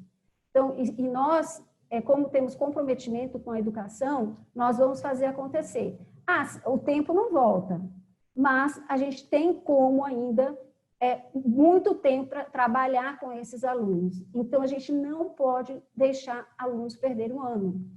É um absurdo a gente dizer assim, o aluno não vai voltar, o aluno perdeu o ano, o aluno vai repetir um ano na vida de uma pessoa, é muito tempo, faz muita diferença. Então, um ano na vida de um aluno meu da educação profissional que está esperando se formar para arranjar um emprego, é muito tempo. Um ano na vida de um aluno que está esperando se formar no ensino superior, e aqui a gente não tem nem data para federal voltar, para estadual voltar, e o aluno que está no ensino privado precisa voltar por conta da sua formação, também para galgar novos voos e ter uma possibilidade de ter uma formação digna, ter um trabalho digno, ser uma pessoa digna na sociedade, tem que voltar. É só através da educação e do conhecimento que a gente consegue melhorar, né? Outro grande desafio, contratos 2021, né? A gente tem discutido muito isso na FENEP, com certeza o presidente Bruno levará para vocês essa discussão, né? Porque o Conselho de Advogados da FENEP também trata sobre as questões jurídicas. É um desafio, porque enquanto não tiver a questão da vacina, nós não vamos saber como as coisas vão continuar funcionando da mesma forma, né? Então, a gente vai ter que repensar o nosso modelo de contrato educacional para o próximo ano, com certeza, né? Repensar também novo modelo de negócio, né? Todas as instituições estão aqui no Amazonas agora, a gente está passando agora por outras fases, né? Repensando o modelo de negócio e a questão, outro desafio também nós enfrentamos, né, como a nossa experiência aqui, foi a questão da melhoria do serviço de internet, que eu contei um pouquinho para vocês antes, tá? E, para concluir, eu acho que eu estou quase concluindo, eu coloquei o presente para o futuro, né?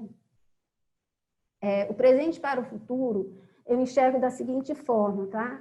As escolas já há algum tempo que entenderam que tem que ter gestão. Sem gestão, nós não conseguimos fazer o acompanhamento e o controle necessários para que nós possamos sustentar o negócio, que o negócio seja sustentável. Então, nós vamos ter que aplicar essa gestão cada vez mais. E essa aplicação não é só aplicar a gestão, é ter tecnologia também suficiente para que essa gestão seja mais eficaz possível, né? Que a gente tenha dados. A informação e dados hoje é extremamente valiosa. Então, nós precisamos cada vez mais ter isso.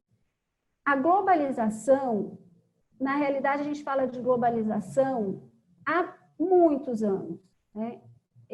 Quando eu fiz vestibular, isso faz pouco de tempo, acho que foi em 93, menos, 91, eu fiz, o tema era globalização. A importância, olha só, globalização, acho que foi em 91. Então, vejam que agora o nosso concorrente talvez não esteja mais no nosso lado. Acho que o nosso concorrente está longe daqui, porque com a questão da tecnologia, o meu concorrente deixou de ser o meu vizinho e passou a ser o mundo. Então, nós temos aí que ampliar a nossa visão de forma sistêmica para enxergar que a gente não está mais apenas aqui.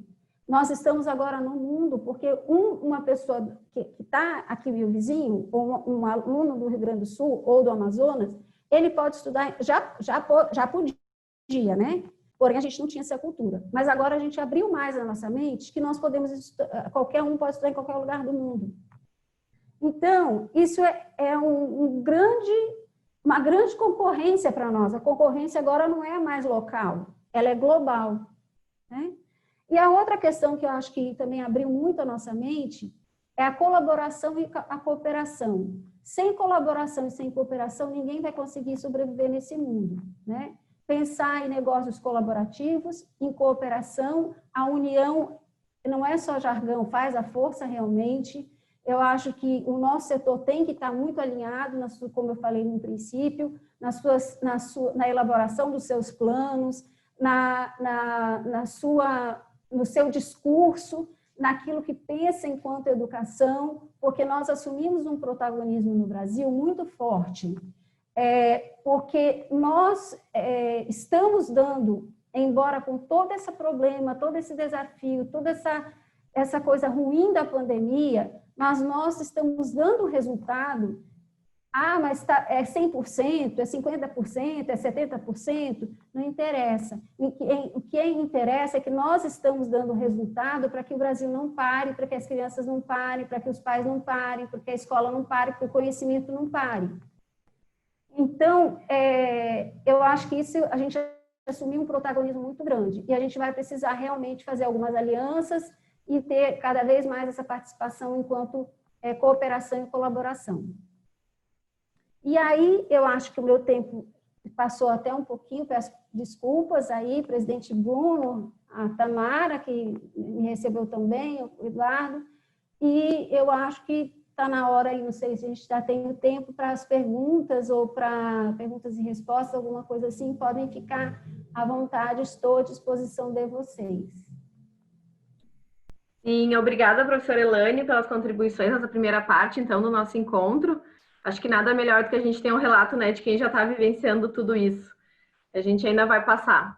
Então, agora eu convido para retornar conosco o nosso presidente Bruno Eiserick, então, para realizar esse momento de mediação com a senhora. Muito obrigado, Elaine. Olha, eu acho que tu traçaste um quadro bastante interessante e nos deixasse com esperança acima de tudo. Eu acho que a gente nunca deve perder a esperança. Muito obrigado. E assim, ó, não param de chegar perguntas. Eu vou tentar aqui te passar todas. O que não der, eu sei que eu vou mandar para a Elaine, ela vai responder para nós. Não tem problema. A primeira pergunta que chega, e chegou no início, quando começaste a fala, e tu passaste mais ou menos por isso, mas eu acho que é uma aflição que todos nós temos, Elaine, que é a seguinte: teve resistência das famílias no retorno? Como isso foi trabalhado? Sim, nós fizemos uma pesquisa antes com as famílias, nós tivemos 2.800 respondentes dos familiares das nossas escolas associadas, e nós perguntamos, vocês querem voltar? E a maioria disse não. Qual é a data que vocês querem voltar? E a gente colocou algumas possíveis datas e a gente viu que o pessoal queria voltar até mais que 6 de julho. A gente ficou meio apavorado com isso. Então, o tamanho da resistência, né? Mas todos concordavam que, na pesquisa, que deveria acontecer o ensino híbrido, que deveria acontecer o remoto e o presencial, que eles se sentiriam mais seguros se isso ocorresse. E o que facilitou essa não resistência foi a questão de fazer uma reunião antes, virtual, com os pais, e explicar como seriam os procedimentos da escola. Esse é um primeiro momento, essa comunicação ela é fundamental, porque isso traz um conforto para os pais de como a escola está sendo preparada, mostrar as fotos, mostrar vídeo, passar um vídeo, quer dizer, você mostra aquilo que você está fazendo. E quando eles chegarem na tua escola, eles verem que realmente aquilo que você mostrou está acontecendo. O que a gente falava ontem, alguns pais ficaram fora da escola, observando como a escola ia receber realmente o aluno e como os alunos iam se comportar. Então, o que a gente percebeu a partir daí? Que muitos começaram a dizer para os colegas, não, pode voltar, porque realmente tem essa condição de voltar. Né? Não tem muita gente, não está aglomerado, então isso facilitou muito e quebrou bastante a resistência. Legal, importante, gente, olhem só as dicas que a Elaine está passando para nós, olha só que importante, né? Comunicação, é poder falar com as famílias e é mostrar o que vai acontecer quando as aulas voltarem. Falaste sobre capacitação e a pergunta é a seguinte: a capacitação dos professores ficou a cargo das escolas ou o Sinep deu algum suporte para essa capacitação? Tá, a maioria das escolas fizeram as suas próprias capacitações. O Sinep, ele fez algum trabalho muito macro, por exemplo, o que a gente discutiu em relação nessa volta? A gente se preocupou com a questão do ensino híbrido. Como é que vai ser esse ensino híbrido? Como nós vamos voltar? Como nós vamos preparar o plano? Porque tem um plano que a gente tem que entregar daqui a 3 meses para o Conselho Estadual de Educação, é um plano pedagógico. Há um plano de avaliação diagnóstica para poder recuperar os gaps que os alunos tiveram ao longo dessa pandemia. Então, isso nós fizemos. Então, nós fizemos lives com o nosso pessoal aqui do Conselho Estadual de Educação e também convidamos pessoas que fizeram esse trabalho conosco, professores de fora que fizeram esse trabalho conosco, que ajudaram também o nosso pessoal das escolas associadas para entenderem mais isso, e a gente tem trocado muitas ideias com eles a respeito disso, principalmente do ensino híbrido, que é novo. Novo não, é diferente, né? Diferente. Até para que quem está nos vendo entenda, quando eu fico olhando para o lado aqui, é porque eu tenho um outro computador onde chegam as perguntas. Não é que eu tenho que olhar para vocês, tá? Mas é que eu tenho que olhar para dois computadores, aí fica às vezes mais difícil. A gente não tem essa capacidade. Como foi, como os alunos acataram assim essas medidas que envolvem o distanciamento? Como é isso na prática? Porque a gente aqui só sabe em teoria. Como foi o comportamento dos alunos? Tá. Da mesma forma que a gente comunicou com os alunos, nós fizemos essa comunicação com os pais, nós comunicamos com os alunos também. Os alunos menores, a nossa preocupação foi tanto assim, educação infantil, que até as professoras fizeram vídeos com eles, fizeram aulas com eles de vídeo, mostrando como elas estariam vestidas. Então, que elas estariam com aquela roupa diferente, que elas iam colocar a touca, que elas iam... Por quê? Muitos alunos pequenos não iam nem reconhecer a professora. Ela ia estar toda diferente. Então, houve uma preparação dos alunos para isso.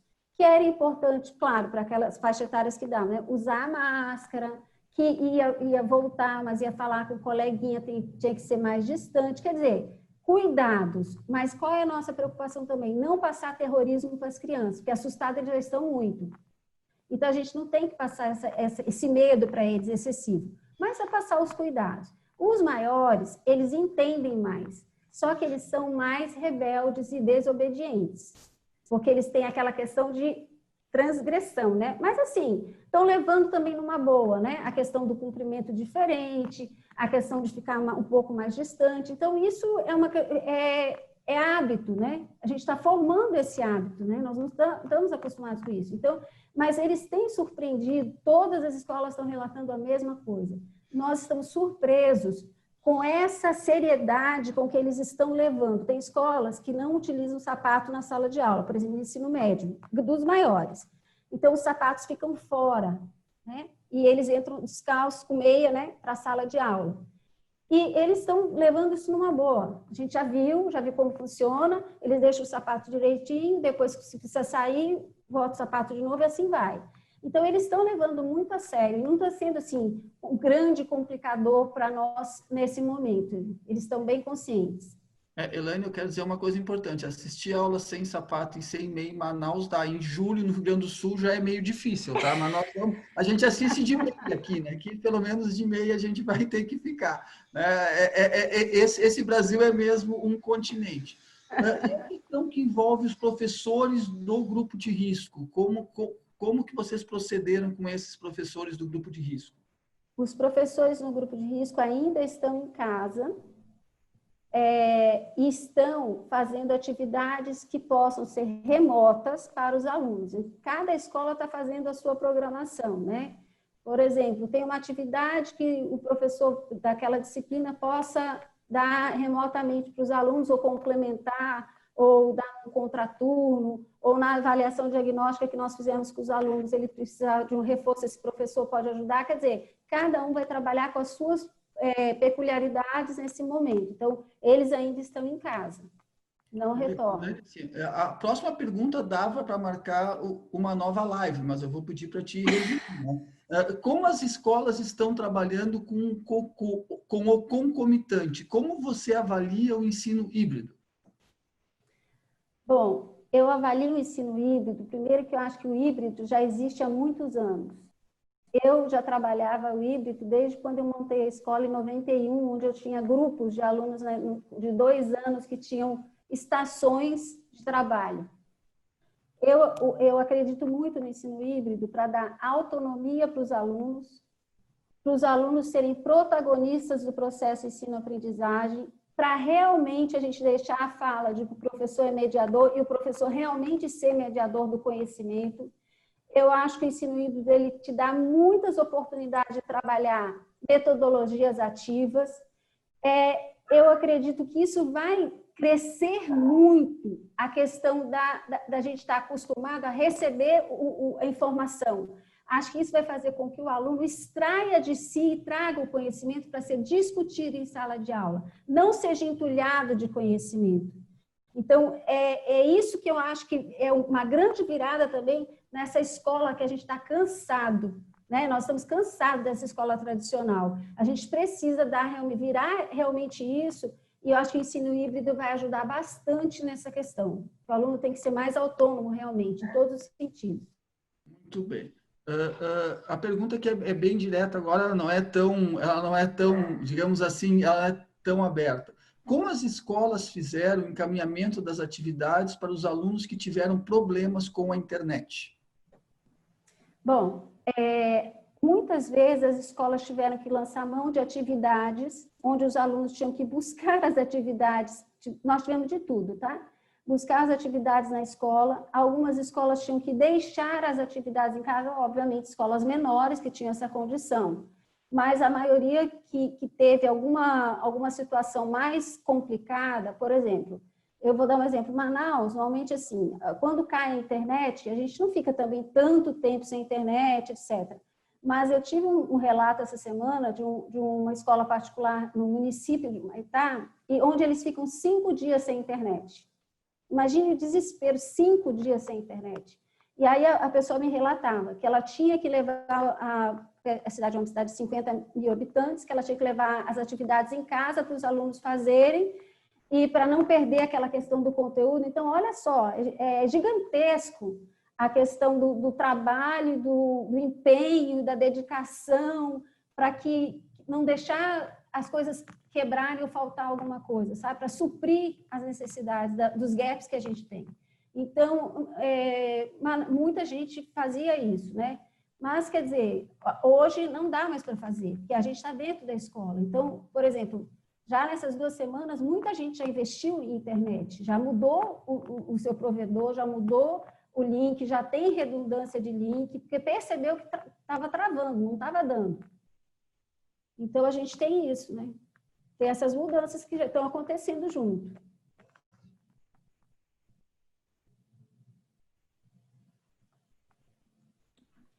Professor, está sem áudio. Tá sem... que eu desligo o meu áudio, porque assim, ó, eu quero dizer que eu tenho cachorros em casa, eles são as coisas mais tranquilas do mundo. Hoje resolvi latir, então eu tirei meu áudio aí. Mas vamos lá. Olha só que interessante, Elaine, porque vocês já viveram na prática aquilo que nós temos toda a ansiedade. Olha que pergunta interessante. Qual o índice de rejeição dos pais para enviar os filhos para as aulas presenciais? Difere a porcentagem conforme o nível de ensino, ou seja, educação infantil é mais, ensino fundamental 1, fundamental 2 ou médio? Aonde que a rejeição foi maior, assim, percentualmente?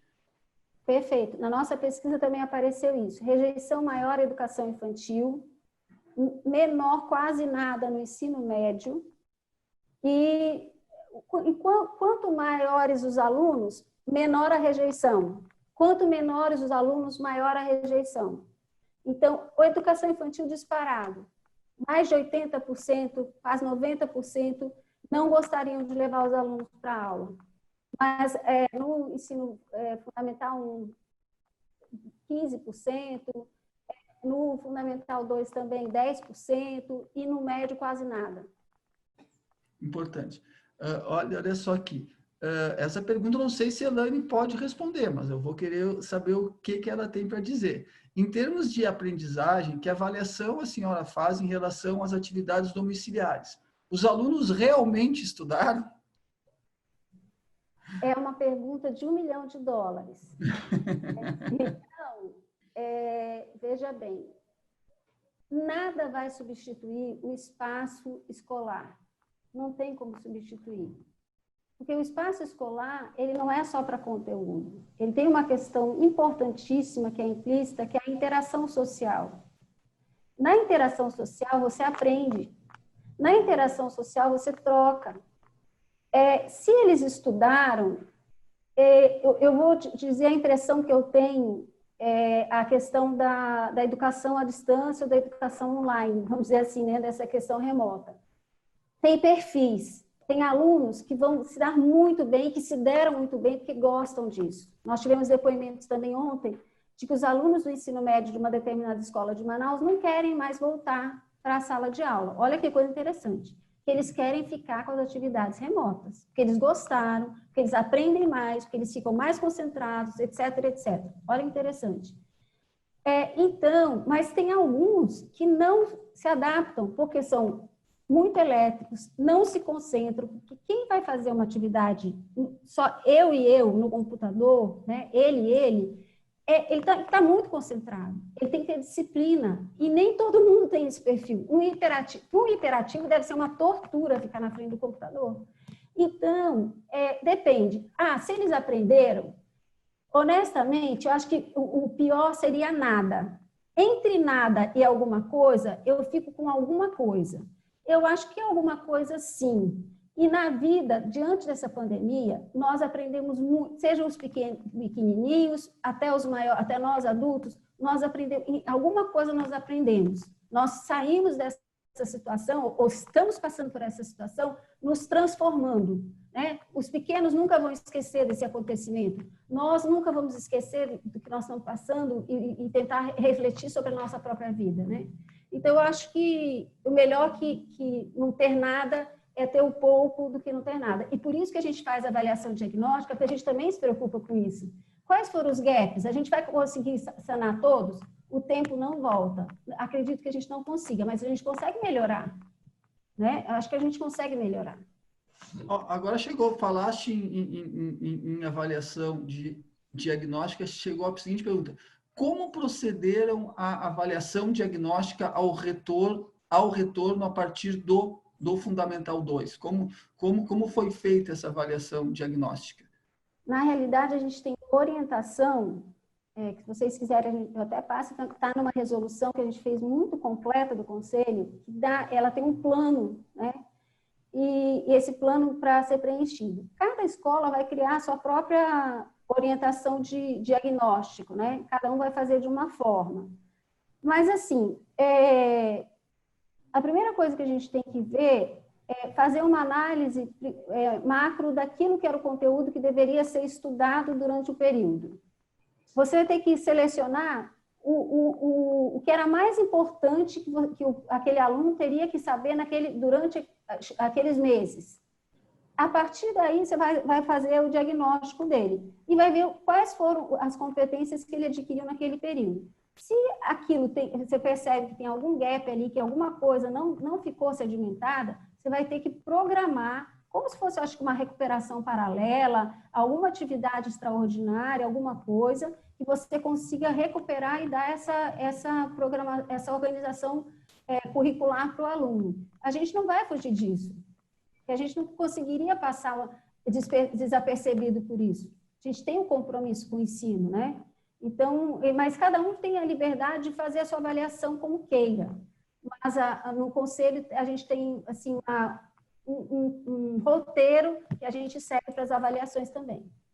Legal. Agora que tu falaste, Elaine, é importante porque eu fico com um computador aqui, outro aqui e o meu celular. Então, peço, não mandem perguntas para o meu celular, porque eu não consigo fazer 3 coisas ao mesmo tempo. Mas eu vou ler uma mensagem que a Naime me mandou. A Naime, a gente tem aqui, também manda uma mensagem e a gente passa, né?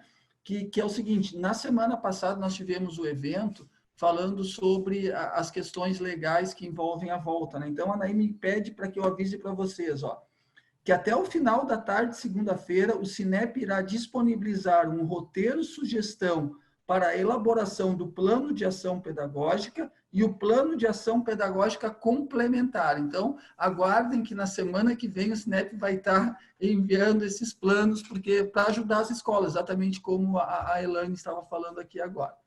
Naime do CAPEP, né? A Naime, exatamente. A Naime que faz parte do nosso CAPEP. Aqui chegou, eu não sei se eu vou conseguir ler todas, Elaine, porque a gente costuma terminar 4, 4:10 e não para de chegar pergunta, mas eu vou tentar acelerar aqui, eu não vou fazer comentário nenhum, prometo. Aqui,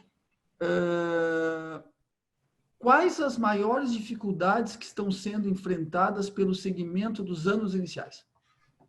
Puxa, isso dava outra live. Dava sim. Bom, primeiro é o desafio, acho que o maior desafio são os pais, tá?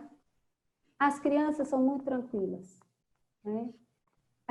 As crianças, elas têm uma facilidade de, principalmente até porque o professor, né, nesse momento, ele é o direcionador do processo, né? Então, se a escola tem uma acolhida, e isso também nós buscamos fazer logo na primeira semana, uma acolhida psicoemocional dos alunos, entender o que eles estavam pensando, o que eles estavam sentindo naquele momento, o que eles sentiram, né, nesse momento de ficarem confinados, a questão se houveram perdas na família. Então, esse diálogo, ele foi muito saudável, né, para entender. E essa escuta também foi muito importante para nós, entendermos como é que a gente poderia até continuar nosso trabalho, entendendo um pouquinho mais quais são os sentimentos que eles estariam trazendo para nós naquele momento. Então, com os alunos do Fundi 1, não tem tido, assim, grandes dificuldades da gente, deles internalizarem as regras, tá? Não tem absolutamente nenhuma dificuldade de absorverem as regras do uso da máscara. Eu acho que, assim, o que pode estar, os pais, né, à medida que vão confiando mais na escola, também vão ficando mais tranquilos, mas a maior resistência é dos pais, sem dúvida é dos pais. Os alunos não têm resistência, né? Os alunos, eles se adaptam muito fácil. Interessante, né? Vamos lá. Quais são os impactos emocionais que os professores sofreram no retorno às aulas presenciais? Na realidade, eles sofreram antes, tá? Porque, assim, quando... impactados estavam quando começaram a ministrar as aulas via internet, aula remota, né? Porque ninguém tinha mais sossego o WhatsApp funcionava 24 horas por dia. Eu fiquei acompanhando algumas turmas da minha escola e eu cheguei a receber 1000 WhatsApps numa noite. Quase enlouqueci, né? Só de comentários da aula que estava acontecendo, etc. Então, isso foi algo que, assim, desgastou muito o professor, né? Antes da volta, uma das coisas que acho que mais era ansiedade do professor é como ele iria voltar mais protegido, porque ele também ia sair de casa, ele também ia conviver com as pessoas, né? Então, como isso ia acontecer? Então, o preparo começa por quem? Pelos colaboradores técnicos administrativos. Segundo preparo, professores. Outro preparo, pais e alunos. Então, essa sequência, se a gente segue essa sequência de comunicação, a gente envolve toda a comunidade escolar e a gente dá tranquilidade e segurança para eles. Então, obviamente, que a gente não poderia colocar um professor em sala de aula, dependendo, né? Por exemplo, aquelas professoras da educação infantil que a gente mostrou na foto. Uma professora de educação infantil sem estar totalmente com o EPI, ela não pode trabalhar tranquila, né? Ela não tem como trabalhar tranquila, porque ela também tem filho, porque ela também tem esposo, porque ela também tem mãe, porque ela também tem pai. Então, é complicado esse momento para todo mundo. Então, a gente tem que preparar os nossos profissionais para isso. E se puder, além disso, ter um preparo com a equipe de psicólogos da escola, de trazer alguém para falar sobre esse momento, também ouvir as pessoas, escutar as pessoas. Os nossos profissionais perderam familiares, né? Nós tivemos algumas perdas de profissionais nossos, de professores nossos. Então, quer dizer, todos nós estamos, assim, muito abalados com tudo que acontece, com tudo que está acontecendo, né? Porque não parou de acontecer, né? Está acontecendo em menor escala, mas ainda acontece. Então, eu acho que esse suporte psicológico também e essa segurança, pelo menos na questão de EPIs, ela é extremamente importante e tem que ter a transparência. Olha, nós vamos funcionar assim. Por exemplo, na nossa sala de professores, a gente tem um estofado, digamos assim, que a gente colocou um X no meio, porque aí não senta só 2 pessoas. Então, até nesses ambientes, a gente tem padrão. Só podem ter tantas pessoas ao mesmo tempo. Porque É um cuidado que a gente vai ter que ter. E aí é outra adaptação que tem que ser feita. Olha só, uma pergunta bem direta aqui.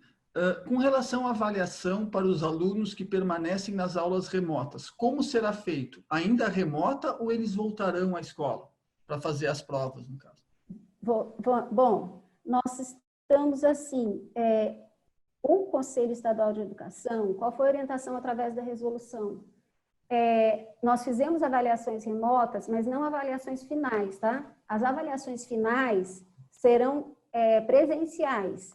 Apenas as avaliações intermediárias, né, aquelas complementares, elas foram remotas, mas as avaliações finais vão ter que ser feitas presenciais. Aí, óbvio, é fácil, não é difícil você organizar isso, porque você organiza em horários bem distintos, né, o número de horas é menor, você tem uma série de ajustes que você consegue fazer. Chegou aqui uma pergunta assim, como na sua escola foi feita a aferição das presenças nas aulas não presenciais? Nós trabalhamos com o Google Classroom e quando o aluno vai entrando na sala, ele já vai automaticamente, fica como se fosse uma gravação lá do aluno entrando. Então, aquela gravação do aluno entrando, ela já fica com uma presença. O que a gente fez depois? Organizou isso, né? A aula tal, no dia tal, o aluno tal, a presença do aluno X, Y, Z. E assim a gente está organizando para a gente poder apresentar isso para o conselho também. Porque isso é um fator que eles pedem também. Como é a forma que vocês têm de comprovação de presença do aluno? Que o aluno participou da aula. Então, foi assim que nós fizemos, através da própria plataforma. Perfeito. Chegou aqui uma pergunta que eu acho que ela foge de ti, Elaine, porque ela trata do nosso estado, e às vezes a legislação ela é diferente. Mas como eu vi o nosso evento semana passada, eu vou tentar responder para que não fique sem resposta. Se eu estiver falando besteira, depois a Naine me corrige aqui por WhatsApp, tá? O plano de ação pedagógico complementar prevê mudança na expressão de resultados e distribuição dos tempos, bimestral ou trimestral. Sim, o plano pode fazer essa mudança. Pelo que eu me lembro no evento nosso semana passada, a escola pode mudar, nesse caso, excepcionalmente, como temos um momento excepcional, pode passar de uma avaliação bimestral para uma avaliação trimestral. Eu acho que, não sei se aí em Manaus a legislação é a mesma, então não tem como a Elaine, por mais que ela queira responder, né, ela ficaria impedida. Elaine, chegaram mais duas perguntas que são para mim. A palestra, obviamente, não é minha, mas eu não vou me furtar de responder. E a pergunta ela é bem no seguinte sentido. O presidente Bruno Ezeric colocou a possibilidade do retorno em agosto das aulas presenciais, mas o governo do estado não se manifestou sobre isso e nem prefeitos. Tem algum decreto ou reunião definida para isso, assim como manifestação do governo do estado? Então, eu quero informar os nossos associados que na segunda-feira eu tenho uma reunião na SEDUC para tratar sobre esse assunto e qual é a posição, repetindo, do Cinep. A nossa posição é que aquelas escolas que cumpriram o protocolo, aquelas escolas que têm o seu plano pronto, aquelas escolas que queiram começar, porque pode ter escolas que não queiram começar, essas escolas possam, assim que nós tenhamos bandeiras amarela ou laranja, possam retornar às aulas. Então, segunda-feira eu tenho uma reunião na SEDUC, segunda às 10 da manhã, né? Assim que nós tivermos alguma posição, a gente vai informar as nossas escolas. A outra pergunta chega, será que volta 3 de agosto? Acho que está muito em cima para ser em 3 de agosto, até porque nós temos que nos preparar. Mas eu ainda estou trabalhando para que a gente possa ter aulas presenciais em agosto. Elaine, assim, eu peço que os nossos associados não queiram trocar o presidente do Rio Grande do Sul pelo presidente aí do nosso estado irmão, né? Eu quero te agradecer muito, eu acho que nós podemos passar todos aqueles anseios que nós temos, tudo aquilo que a gente está preocupado. Eu acho que tu trouxe uma luz muito grande, tu mostrou como vai acontecer, né? Nós quase fomos ao futuro hoje à tarde. Então, eu quero te agradecer muito a tua disponibilidade, a tua abertura, né, para que as nossas escolas possam passar um final de semana mais tranquilo. Eu acho que tu, acima de tudo, tranquilizou as nossas escolas de que não é fácil, né? Mas também não é um bicho de sete cabeças, e eu adorei, tu estavas no nosso congresso, né? Quando o professor Flecha disse que ser diretor de escola é esporte radical. Eu acho que tu te lembra disso, e é isso mesmo, né? Eu acho que nós estamos praticando um esporte radical. Eu queria te deixar mais 2, 3 minutos, se quiseres colocar mais alguma coisa, e te agradeço muito, muito mesmo tu estar estado esse tempo com a gente hoje à tarde. Perfeito. Presidente Bruno, eu gostaria também de agradecer pela oportunidade. Assim, é uma alegria a gente poder falar de educação, não só de educação, porque eu acho que é um momento ímpar, né, que nós estamos passando, né, um momento difícil, porém necessário. Espero realmente ter contribuído, né, compartilhando as experiências aqui do estado do Amazonas, do nosso município Manaus. Assim, eu gostaria também de deixar uma mensagem, e realmente as suas palavras foram corretas, tá? Não é fácil, porém, nós temos que ter, assim, em nós temos que ter um sentido de autoconfiança no nosso trabalho, naquilo que nós estamos fazendo. Quando todas as escolas, ou a maioria delas, tiver isso, ela consegue passar isso para os seus clientes, para os seus professores, para os pais e também para a sociedade, aí vai chegar isso nos governantes. Eles têm que entender que nós somos responsáveis e sérios, e que isso vai acontecer na prática. A gente não vai só fingir que vai fazer e vai fingir e não vai fazer, até porque nós temos responsabilidade com isso, né? Então, mas se empoderem dessa verdade, porque é isso que vai acontecer, e eu tenho certeza que todas as escolas do Brasil vão fazer da mesma forma, né? E é por isso que nós estamos alinhando tudo isso, conversando no Sinepes, porque a gente tem que ter o mesmo tipo de pensamento, e isso é o que vai dar certo, isso é que vai fazer o sucesso, né? Ontem eu ouvi muito no fórum, vai ter a segunda onda em Manaus. A gente não pode dizer nunca nada, né? Mas, assim, Manaus está provavelmente a única capital do mundo que teve a contaminação, foram infectados por rebanho, né? Ou coletiva. Porque nós temos um estudo de mais de 45% de infectados, então, provavelmente, depois de mais de 40 dias de reabertura do comércio, a gente não teve nenhuma onda a mais. Então, a gente tem essa particularidade. Mas, assim, e para as pessoas que dizem, né? O ano já acabou, que as pessoas pensem o seguinte: o ano não acabou, o ano está apenas começando, porque nós estamos no início do segundo semestre. E para nós que somos arrojados, que praticamos esporte radical, nós estamos com muita força, confiança e segurança para fazer acontecer nas nossas escolas, para que os alunos tenham o melhor ensino possível, para que esse ano de 2020 não seja um ano perdido, para que ele seja um ano de aprendizado, não só aprendizado de conteúdo, mas aprendizado de vida. Então, acho que tudo é oportunidade de aprendizado. Então, tenho esse sentimento internamente. Dá medo? Nós também temos muito medo. Não pense que a gente também está tranquilo. Nós estamos tendo todo o cuidado do mundo. A gente não pode também ficar relaxados em relação a isso. Mas pense, o ano não acabou e nós vamos dar a volta por cima com certeza. A gente vai sair mais na frente, muito mais fortalecidos. E o setor educacional como um todo. Mas a gente precisa acreditar que nós somos capazes. Então, eu que agradeço muitíssimo, né, a participação de todos, o convite do Bruno, a Samara, o pessoal todo da organização aí, que atendeu a gente super bem. E eu estou à disposição, e outras pessoas do Sinep também estão à disposição para colaborar no momento que vocês precisarem. E a gente vai mantendo contato, porque a gente se encontra toda semana na nossa reunião da FENEP, a gente mantém contato. É verdade. Muito, muito obrigado, presidente Elaine. Como a vida é aprendizado, e a Naime já me corrigiu aqui, eu falei uma coisa errada, viu como a gente tem que tomar cuidado, né? Regimento não muda, atenção, não muda no regimento, mas no plano de ação pedagógico pode trocar a avaliação de bimestral para trimestral. Não mexe no regimento, só mexe no plano, dizendo que no plano que trocou a avaliação.